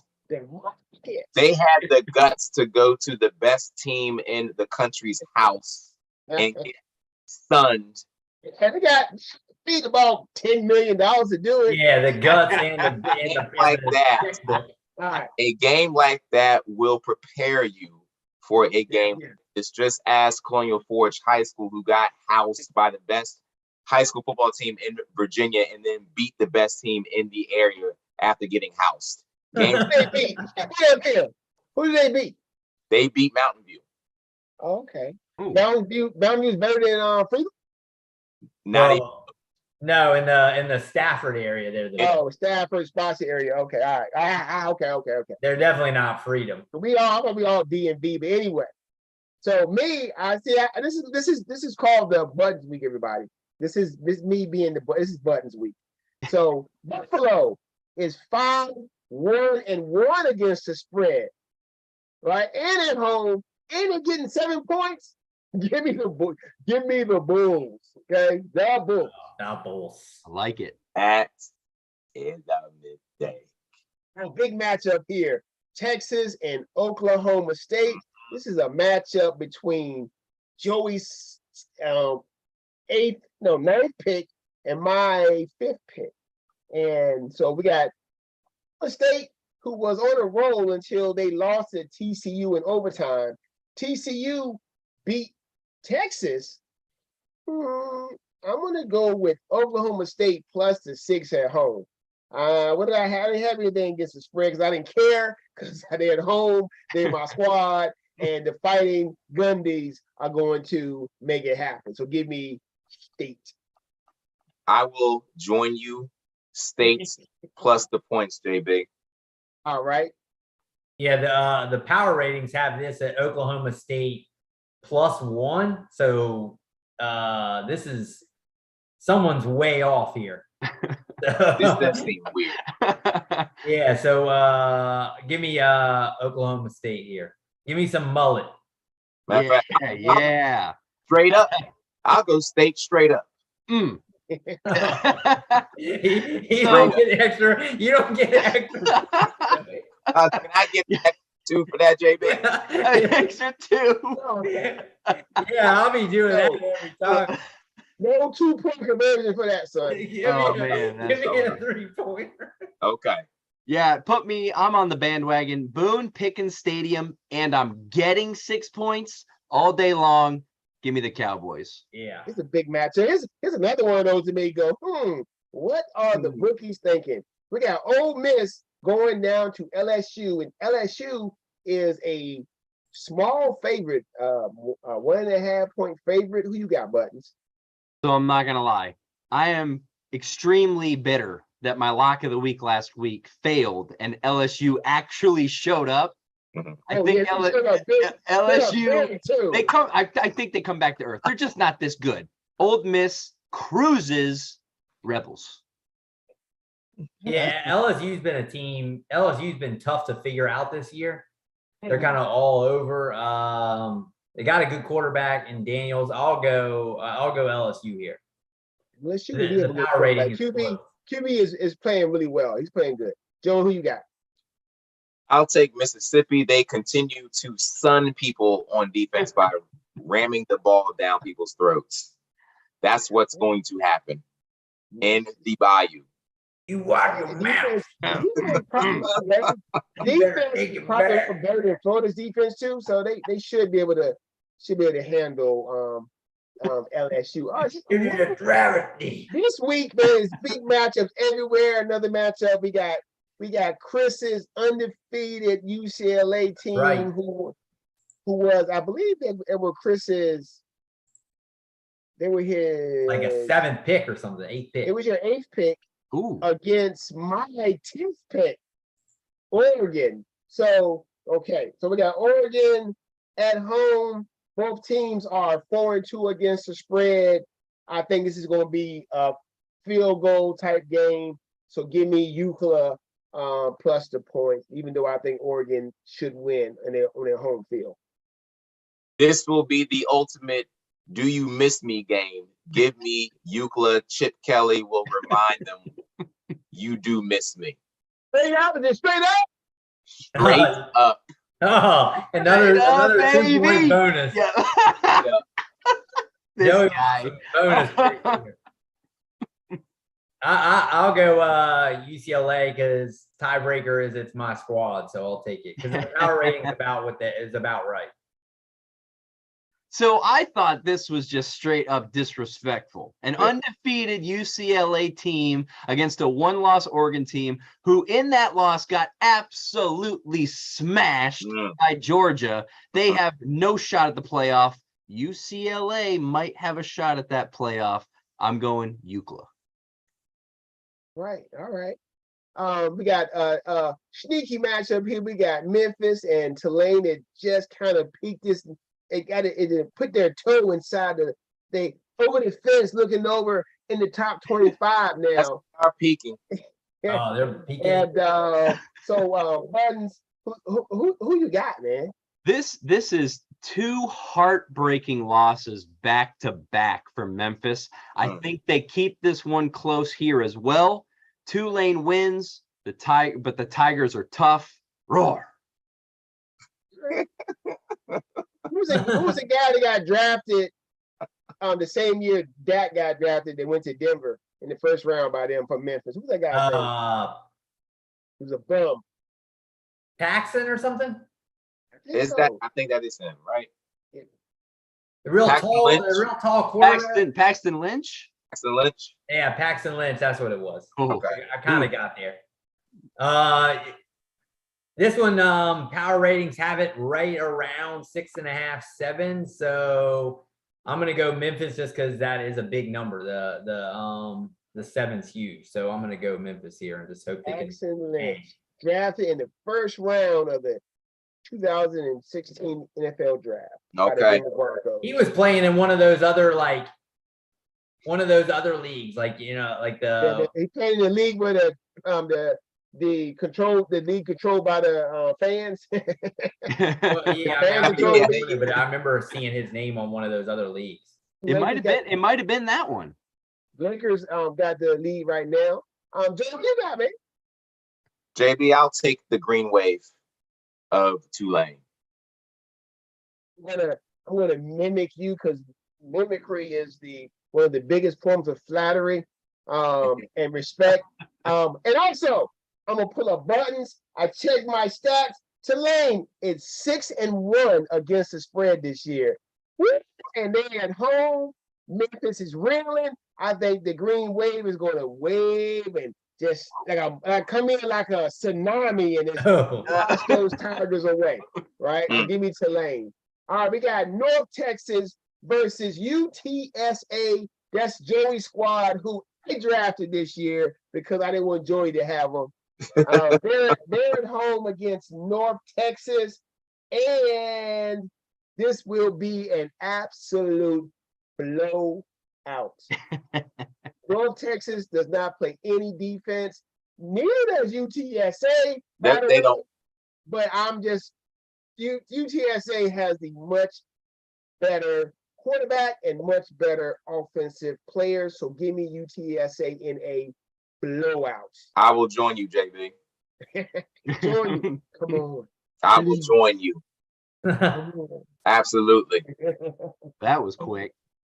yeah, I'm also gonna join. Is that cool? That is fine. Come on over, That's Chris. fine. Come on now. You're like, nah, that was your picking record. You get out of here, dude. This will be a road runner throwing fest all day long. Frank Harris, who ranks 5th in the nation in passing, will be throwing a party out there. It's going to be a long day for the Mean Green. Give me the road runners. Buttons is with his dimes wanting to get in. He's wondering. On both arms. All right, we got Boise State. That's Joey's. That's Chris's squad. Yeah, I got this. I got another. Versus the Air Force. Salute to the Air Force. Buttons, who you got?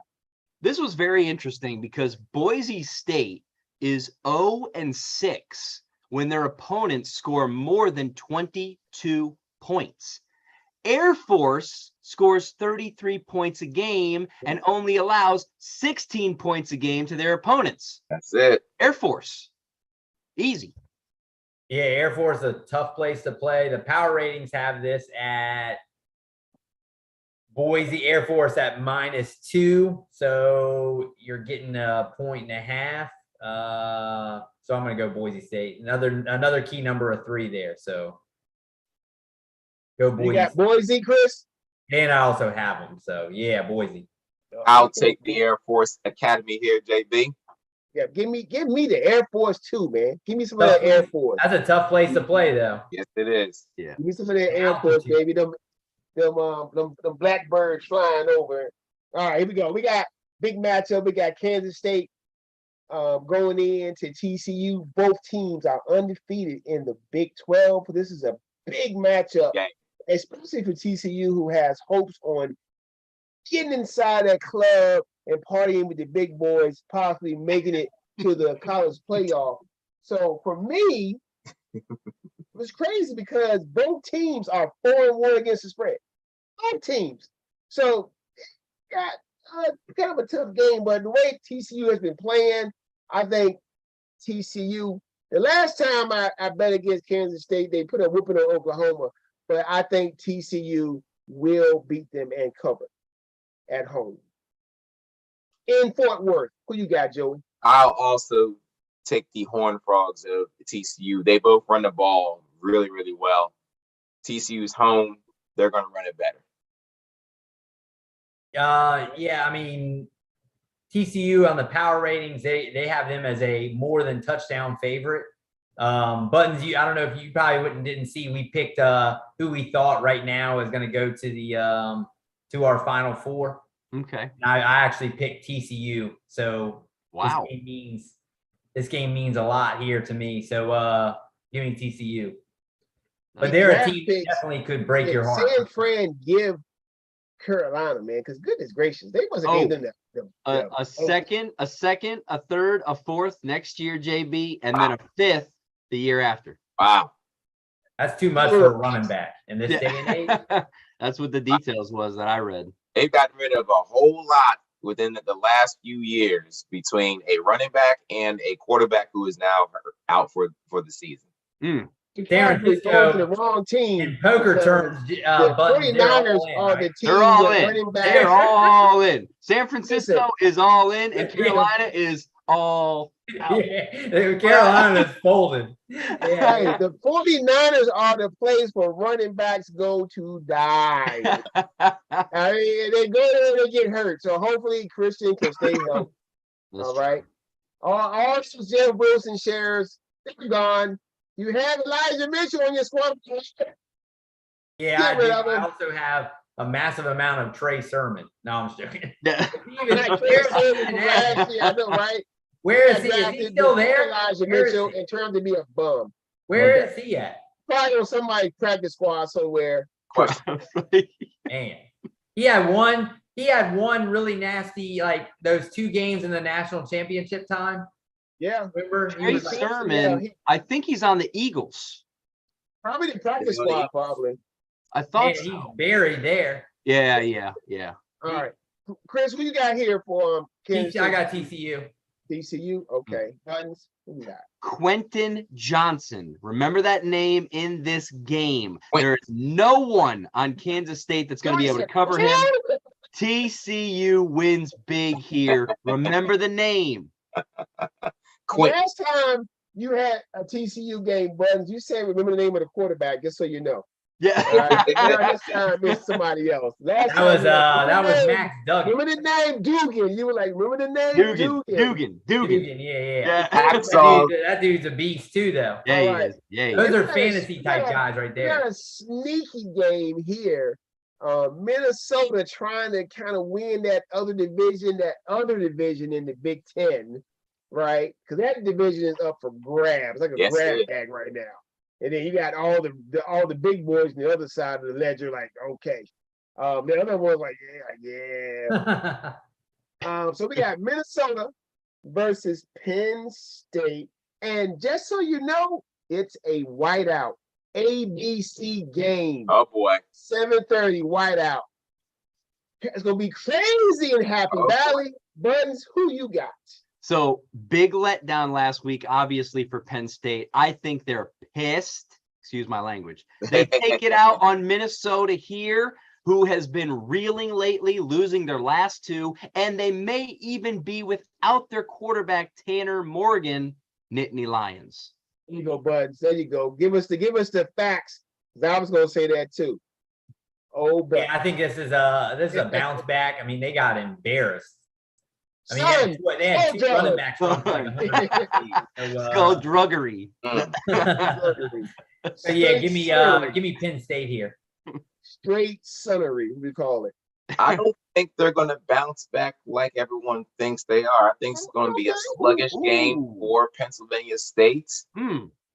I'll take Minnesota plus the points here. Get out of here. You don't want the straight up. This is the easiest one on the card.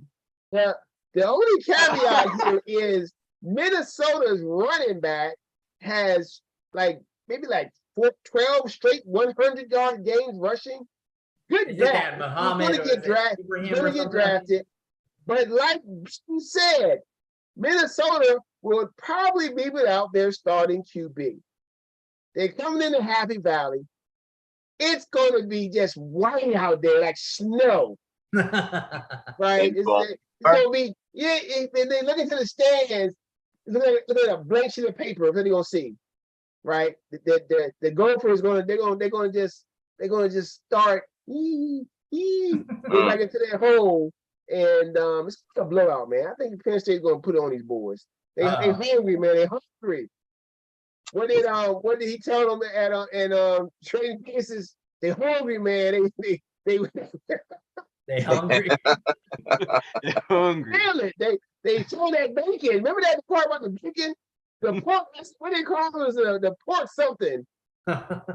What is this on, JB? Training day. Places when he was talking to Mortimer, and when they first started talking to Valentine, and he was talking about the guy selling the pork something. Pork belly. Pork belly. Yeah, Bellies. that's it. And he was like, they hungry out there, man. It was crazy. But anyway, I know I gotta get my movie stuff down a little bit. That better. movie is fantastic. Sounds like you guys are a couple of bookies. Is the movie. The best. Absolutely. The best is get in there and sell. Sell.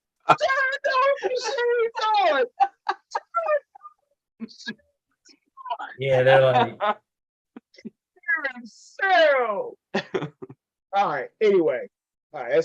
All right. Ooh, the bonus game. Oh, I can't wait for Bud. Bonus game, especially for my man's Buttons. Oh, yes. We got the orange of Syracuse, New York, going to the Death Valley in South Carolina. Tigers are going to come. It's a noontime game. It's going to be real sunny. They're going to come down. They're going to rub Howard Rock. Dapper going to come out talking that, y'all, we down here in South Carolina. We going to put a beating on the orange. But like my man Button said, not so fast, my man. Okay. Syracuse is 5-1 against the spread. Yes, they are. About 16 points on the last game. Clemson is known to not come out and able to score. This is going to be a slugfest. Clemson will win, Buns. I'm sorry. They will win. Because even though Syracuse defense is good, Clemson has a national championship defense when they get back that other guy, Brazy, number 11. The one who he been out for a while and his sister passed away. When they get him back full and healthy, they will be nasty. But the point spread here is just too much. Clemson hasn't really been blowing anybody out. And I think Syracuse is going to keep this very close, but Clemson will win. Give me Syracuse here, covering the spread. Give me the Qs. The Qs have been playing in the Dome. I'm not going to even count their road win against UConn. They counted. This is their first true road game.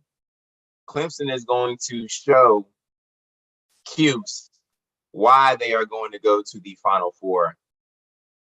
Give me Clemson to cover. So Here he go. I love that 13.5. yeah, this is. I was thinking about making this one my lock because I think Clemson rolls. Oh, rolls, huh? Rolls. I think I'm calling by. I don't want to say 21, but Ooh. Let's go. 21. Chris, 21. Unless I can get a couple bonus points for that, I'll just keep that. You're getting the Dangerfield buttons. I know, right? I know. How does Buds react to that? It's it is kind of fitting that I didn't have time to change, that I'm wearing black tonight. But it is that time again. This is a major game, obviously, for Syracuse Nation. I wish this was in the Dome. I really do. As I've said before, I'm no homer. Now, here's some stats to prove that I'm no homer. Syracuse is 1-8 in their last 9 games against Clemson. Clemson is 7-3 against the spread in their last 10 games. And Clemson is 20-0 in their last 20 home games. Okay. This could be a really, really long day for Syracuse, and the stats show it. However, not so fast, my friend. I have it on good authority from a very famous Syracuse alumni that I have to bet the Orange. And Have to. here he is in person. Hello there, fellas. Just want to say that for all the Cuse fans out there, that 13.5 is a lot of points. JB a lot of fans points. right there. But if at any time you need to deal with the anxiety of playing in such a big marquee game, I have a relaxation method for you. All you have to do is scream, "Serenity now! Let's go, Orangemen! Ready now. Orange, orange, orange!" Oh, Buttons. It's a 101 shot buttons. Yeah. If you don't know the episode, it's called Fusilli Jerry. Silly Jerry. I knew He had JB to like it. go to the ass man. Yeah. And when he fell on Silly Jerry, I knew JB was 101 gonna like shot, that. Doc, 100-1. I knew he was going to like that one. He loves Seinfeld like me. I love some Seinfeld. Yeah. All right, we go, people. There we go. We got our picks in. Of course, I will be adding C doubles and the Hot Ones picks in as well. And we're gonna see what happens. I got a good feeling about this, but I think I'm starting to start on a little heater. So I think I'm feeling pretty good. If I can maintain that above 500, 7, 8, 9 right picks a week, I'll feel real good. Coming for you, JB. I'm coming. I see you on my heels, man. You on my coattail. You kind of like this, looking I'm- over my fence. I'm saying slow down. I'm saying slow down. And I don't even see Chris. I'm like, wait. I'm still at the house getting ready. My alarm hasn't even gone off yet. I'm like, oh shoot, I'm late. All right. So before we go into our new thing, we got a new thing this week. We're gonna do Joey's. Of course, we're gonna do Joey's his hot parlay because really I gotta be honest with you, Joe. We're gonna call it your cold parlay because you ain't hit in a minute, bro. I mean, last week Understandable, JB. Last week I text you like, first of all, the Friday night one gone dead. Brother was like, man. I told him that was too many points. God. Yeah. What was that? What was that? And then when I checked it Saturday, all L's. Every one of them. I know. Not even one of them hit. I was like, Not one. all right. So, and then also what we're gonna do is we're gonna have the CJ Square parlay when each one of us is gonna give you our lock for the week. And I guess I don't know if y'all want to do an NFL lock and a college lock, but I got a college lock and I got an NFL lock. So you can do what you want to with it. Okay. Yeah, I got 2 as well. All right, so let's go with Joey. Go ahead and hit us up with that with your parlay for the week that I can put my money on and lose it again. It's redemption time. Chris, JB, and Buttons. Okay. We got a 5-legger going. We're gonna stay college football. I was gonna put in a little bit of maybe Friday night basketball. Like, nah, let's just stay college football here. Don't you Let's stay dare. college football. 5-legger. 5-legger. Let's start. 12:30 Saturday afternoon. Going to the U. Duke plus 9.5. I like Duke plus the points. They're a very good. They're a pretty good team. Okay. Let's go to the Bayou because right now, Ole Miss. I'm going to take Ole Miss down. in the Bayou. They're playing another day. Come on I will take Ole Miss on the money line. The other day. Money line? Money line? They're playing another day. Take Ole Miss the money line. Ole Miss Okay, money all line. right. Let's go to the Texas versus the Mullets. OK Mullets. State plus The mans. 6.5. I'm gonna take OK State plus. I'm gonna take them on the money line. Ooh, you said the money line? The money line. Ooh, Really? Say what Okay. do some decent boys. The money line. Straight okay, up. I like that. All right. Straight up. Straight up. Mm. Let's go to Tuscaloosa. Because something Where tells that? something tells me Alabama is not fully recovered from what happened to them. I'll take Mississippi State plus the points, plus 21. Even though they've been killed in the last 2 games, this is different. Okay. And lastly, Don't do it. Kansas State All right, at good. TCU Yeah. will take TCU to cover minus 3.5. I like that. I like So that. we got Duke. So Joey's parlay for this week, we got Duke plus 9, Ole Miss money line, Oklahoma State money line, Mississippi State plus 21 in Tuscaloosa. Bunsy, that's kind of shaky. And Yeah. TCU minus the 3.5 to cover. Okay, all right. So since you already and this your lock of the week can't be one of these. All right. Okay, so Won't be, your lock- JB. all Won't. right, give me your lock of the week, the C double lock of the week. If C double ever calls you and says a lock, don't take it. So are we gonna do? We're gonna do 2 locks. We'll have a college football lock and a pro lock. All right, Joey. So come up with 2. Do your college football lock first. What you got? Can you come back to me? Yeah, Okay. I'll start it off. I got Stanford. I got it at minus the 2.5. I don't know, where are we going at? Stanford. What book are we doing? You know, but do whatever book you want to, and because We'll we just go can. with it. I think for the most part, a lot of times you can manipulate it when you parlay. You still couldn't make the money line if you need to. So right now it was Stanford. I saw Stanford minus 2.5 over Arizona State. Okay. Minus 2.5. Okay.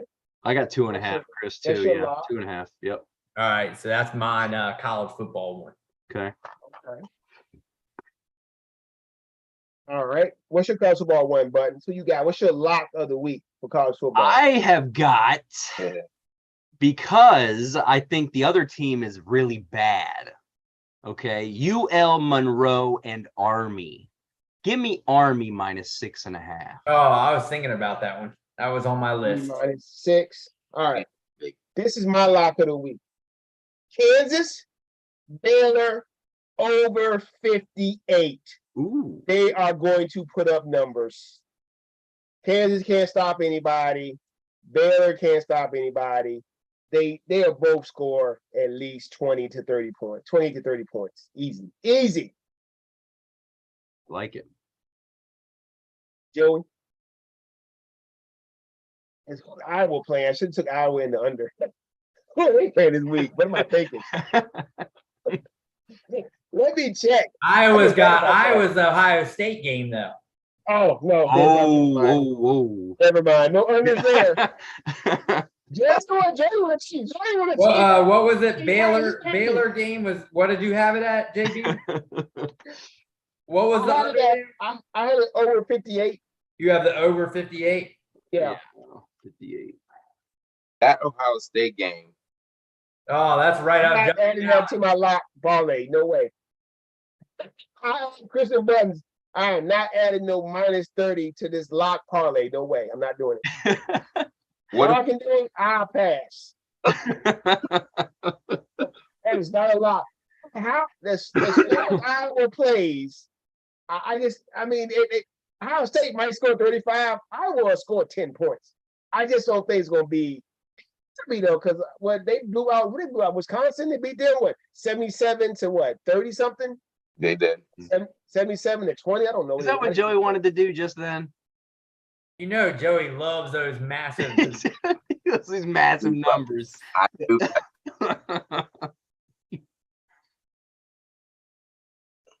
Oh, you got Joey. Oh my gosh, I want Don't do JB's it. hating on me. I'm not hating on you. If you want to add it, fine. But I'm just telling you, when I put my money and my thing into this system, I am not doing that for my lock pick. I'll add another one, but I'm doing every week, just so you know, every week I do your parlay, no matter how ridiculous I think it is sometimes. I still put it in because maybe it's a chance of a hit. I play it every week. I I play it every week. I play it every week. Yep. I do appreciate that. I will take my Aztecs, who have been really, really struggling. However, they got a big win against Hawaii last week. They're going into Nevada, who is not a very good team. San Diego State minus the 7. I'll take it. Did you know that game, Joey, is like that over under is ridiculous? It's less than 40. I'm looking. Yes, it is. You're absolutely right. That is insane. 35 and a half. 35 and a half. That means both teams are anemic when it comes to offense. It's like tonight's game, Virginia Georgia Tech. The score was 16-9. Jeez. The Troy Alabama game was 10-6. It was 10-6. I'm tempted to bet that over. All right, so Buttons, you start us off. That game is at 12, so we'll know. And do I? Okay. JB's game is also at 12. So we'll know. We'll know early, at least. Do we want Joey's as the hammer? Come on, Army. Yes, Come on. that's the last one, right? Wait, what mine's at 4. Joey, who'd you take? The Aztecs. It's a late game. State. Oh, it's got to be a late game because it's That's at 10:30. That's It's the late 10:30. game. Yeah. Yes. Oh, we're gonna have a late night sweat, You're Joey. gonna be sweating. Whew. that'd be sweet late night sweat. That game starts. Hold on, I'm scrolling down to the bottom of it. Oh, that's a 10:30 game. Ooh. 10:30 late nighter. That's a late nighter. That's right. Yep. We're relying on Joey's late. Y'all ready for these? This pro lock of the week. Ready. Yeah, so I'll start it out. I got Green Bay on the bounce back minus 4.5 against Washington. Against Washington, man, Green Bay, man, they're terrible. But yeah, okay, I got you. Green Bay. Joey, you wait for it. You still thinking? No, I got it, JB. I will take the Giants plus the points. Oh my God. But Jacksonville? At Jacksonville. Well, how many players they getting? 3. 3. Okay. All right. That's I'll not, take you straight up. Now, That's not. Oh my God. No, don't even start. Don't even start with that. Jacksonville 2-4. The Giants 5-1, but the Jacksonville Jags are still favorites. Something around here don't smell right. That ain't right. That's a bad smell. All right, Brandon, you got yours? I got mine queued up already. I like Tennessee at home. I think the line has moved. I think it's at 2 now, -2 at home against Indy. I know Indy was like super hot last week. Tennessee at home. Also, they're coming off a bye, so they're well rested. I think they take care of business at home -2. All right. Here's my lock of the week. As one team in the NFL that has covered every week, and they will cover again in week 7, give me the Falcons plus the 6.5 at Cincinnati. Ooh, all right. Falcons, they are feeling something. They're like, hold on, we're looking up. We're in first place. Yes, they Joey, what was your San Diego State? What was that one? -7. Minus? -7. Yep. That is that bad. He said, well, I'm looking at it. It says -7 on. So I know that Caesars has it at -7 because that's what ESPN uses Caesars. So All the lines I give us, we come from. all of our games are 1 o'clocks. Okay. So it'll all be going at the same time. We either be like at 1 o'clock, after 1 o'clock, we be sweating all day. Or, Oh, no, I have- the NFL game, right? One. all at once. And by halftime, we'll be blaming somebody. Like you were like, damn it, JB. Won't be this guy. well, I'll be this. Won't be this guy. Not The New York Football Giants. that's North right, Football but Giants. Well, so, we got, man, well, this is crazy, man. We got this Christian McCaffrey trade that's going to change the landscape of the NFL and definitely Buttons is funny because you didn't watch. We actually had one of our topics was earlier tonight, will McCaffrey get traded and where to? And we said that was the best fit. Yeah, we said Wow. San Francisco was the best Okay. fit. And then Right, like that would be an the hour best. I mean, later- that's the only team that like the Rams and the Niners are the only team that the running back is a major focus of how they do things. Yep. So that should be, I mean, I think it's gonna be great for fantasy if you got Christian McCaffrey. I think Debo takes a hit a little bit. I think everybody on their team takes a hit a little bit because you don't trade for that guy and not force and feed him, because right now you're on the books next year for how much? 19.5 million. a lot of money. You just signed Debo. You're gonna let Ayuk walk, Probably. right? I guess you're banking on Trey Lance coming back next year, not paying for Jimmy Garoppolo. Mhm. But still, with Trey Lance is not a dink and dunk player. How's that going to affect McCaffrey going forward? You know what I'm saying? They're at this point, they're thinking they're all in, right? They're all in. They're all in. I'm telling you. John Lynch, Yeah. push the chips in, John Lynch. I also think that Shanahan, the one thing about Shanahan is that he is going to use his players. He's going to build around what his players can do. Yeah, he's not not have his players fit his system, right? So it's gonna hurt Debo's value because Debo ain't getting all them carries no more, which he probably happy about because you don't need Debo to get carries now. You got Christian back there who's explosive as hell. Absolutely. Yeah, he would have good blocking too. Oh my goodness. Yes, he I'm is. salivating in one league that got him. I hear that. Yeah. Salivating. Like the guy, like you ever see three good backs now. Family Guy, the insect, good. Yeah. Good. Now your plan is finally coming together. Good. Right? All my Jeff Wilson shares. Good, because you know what? The guy gave me focus last week and cost me like 2 leagues. Cost me buttons. So screw Jeff Wilson. Yeah, no, right? Good Lord. Get out of here, Jeff Wilson. Get a See ya. job. Go on now, get. Get Get a job. Oh, that. So the Lakers are now 0-2. Oh my Darvin goodness. Ham is officially started his season on the hot seat, just so y'all know. Westbrook, Buttons, I don't know if you saw Westbrook was shooting 0 of 9 at one point.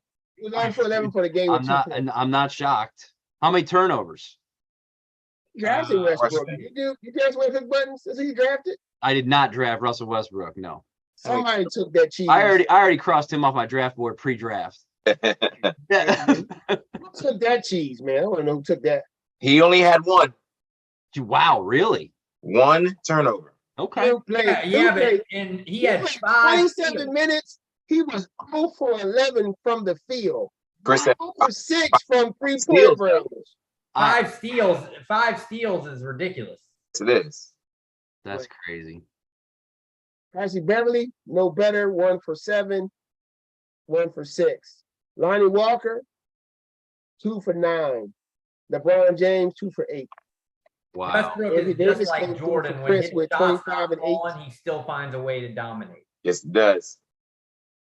The problem is it's never falling. The Clippers came out and showed everybody this is who we are, balanced as hell. Morris 14, Zubac 14, George 15, Leonard 14, Wall 15, Luke Kennard 11. Leonard, okay, so when Leonard came back, he only played 21 minutes. He had 14. That's good. Yeah. Yeah, they'll probably start ramping him up, I would think. Yeah, Ramping but up, ramping up. That's the NBA. That's the NBA terminology, boy. They're ramping up. Absolutely. What? They're just, Ramping up. they're Absolutely. just slowly, There you go, Chris. slowly ramping him up. The old young jock. yeah. That's a signal. That's what they do for Hey, Kawhi. Jerry, I when they're never ready. forget when that song came out, and I had the kids in my classroom, the mutants, they be in Mr. Brown. Yeah. I was like, man, sit yourself down.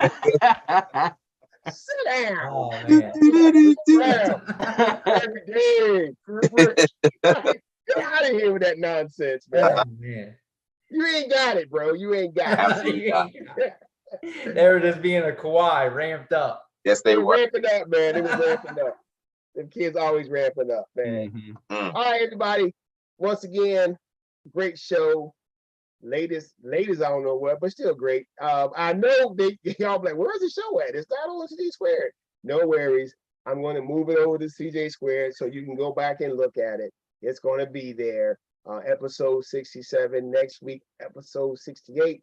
Man, by the end of this year, we're gonna be up in the 70s, 80s next Ooh, there year. we go. Maybe We're- next Yes, semester. we are. Wow. Can you We're believe ramping that? up. We could be ramping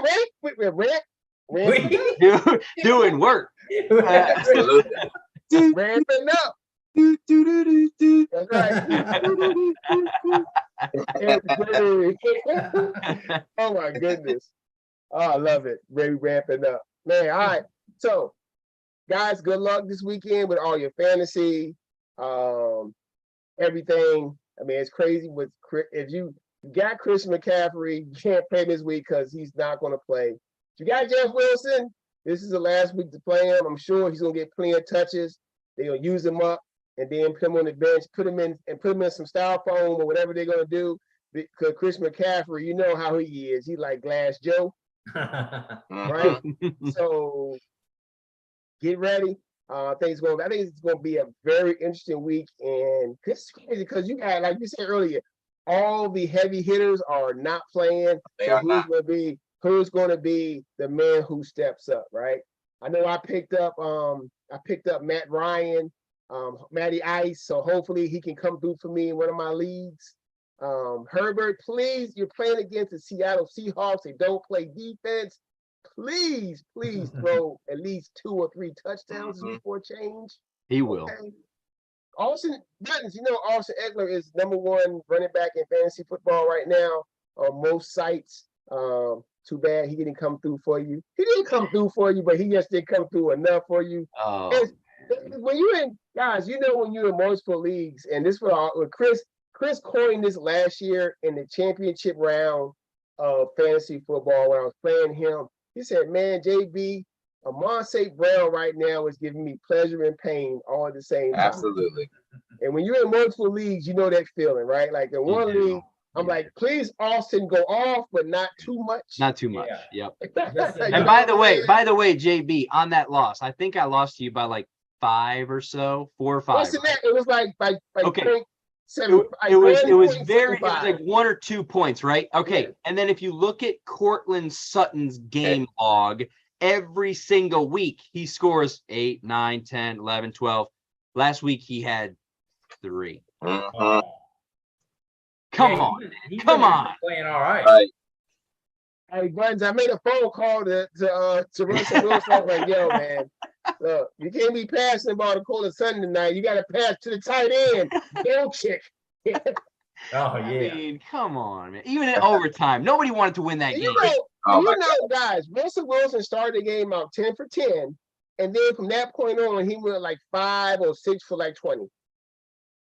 I don't get it. I'm baffled. I'm baffled with that one. And in the middle of the game, the coach benched Melvin Gordon, and nobody knew why. hmm He just benched him. And the coach came out this week and said Melvin Gordon is a starter. Yeah. Yes. Don't trust the Broncos coach. Melvin Gordon got me like 3 carries. Yeah, man. I tell you, sack it, hack it. He's gonna get sacked. So and I picked up Latavius Murray. I know what's going to happen is I'm probably gonna get like 6 carries for Time both. you start, Yep. time you start Chris. him, they're gonna be like, nope, Yeah, put him in bubble wrap, put him on the bench. Exactly. Yep. yeah, it's a minefield. The The Broncos. only, They have is, Boone I also. think this year in fantasy, when like we talked about earlier, the only sure thing that I've seen this year in fantasy is Josh Allen. He's the only sure thing. That's He's it. the only one that every week he goes out like in one league, the dude's averaging 55 damn Yep. points a game. Yep. And I keep saying to myself, I keep having this reoccurring nightmare. JB, why didn't you just take Josh Allen in round 1? You took DeAndre Swift, good player, but if you had Josh Allen like Joey has Josh Allen, you'll probably be in the spot Joey is. And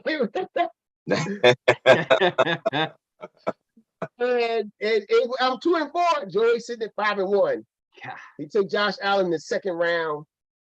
And I was going to take Josh Allen in the end of the second round, but Joey took him before I got to him. I And got I took Herbert in the third round, and yet he's a bum.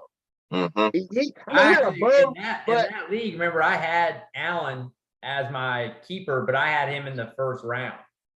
So I would have had to keep him in the first. I ended up getting. I got Jalen Hurts in I the got first. Jalen Like Hurts, Joey though. should have kept Saquon. I got Jalen Hurts in the 6th round. Jalen Hurts, so. yeah. Jalen Hurts is good. Jalen Hurts Yeah. is he's like QB2. I think it's Allen, Hurts, then Jackson. Lamar, yeah. That number 4 probably like Kyler or somebody else. Yeah, I don't the know rest who- of them are I just. think 4 is Burrow, 5 is Kyler, Yeah. 6 is somebody, and 7 is Geno. Yeah. Gino. Mm-hmm. Geno Smith, and you got him out the garbage heap. League. That tells you how fancy he is this year. Mhm. Yep. Yeah. Anyway, guys, it was always fun. I appreciate y'all. Good luck this weekend. May the odds forever be in our favor. Stack. Let's stack. Stack them. Stack them. Oh, are we We're ramping? ramping up, baby. We're ramping up. We ramping up. we ramping and stacking. All right, ramping, stacking, doing it all. Everybody, y'all have a good one. Fellas, peace. Also, everybody, make sure to pay attention. 10:30 Saturday night could be a good one. Right now, humor. It could be a big one. And then on Sunday, when you're watching Red Zone, everything will be right there. We'll see. Who's gonna be the one of us that ruins it? This woman is not me. Anyway. Yeah. All right, man. Y'all have a good one. All right, All fellas. right. See you guys. Peace. Wrap it up, Chris. Wrap it up. Yeah. Yeah. All right. Peace.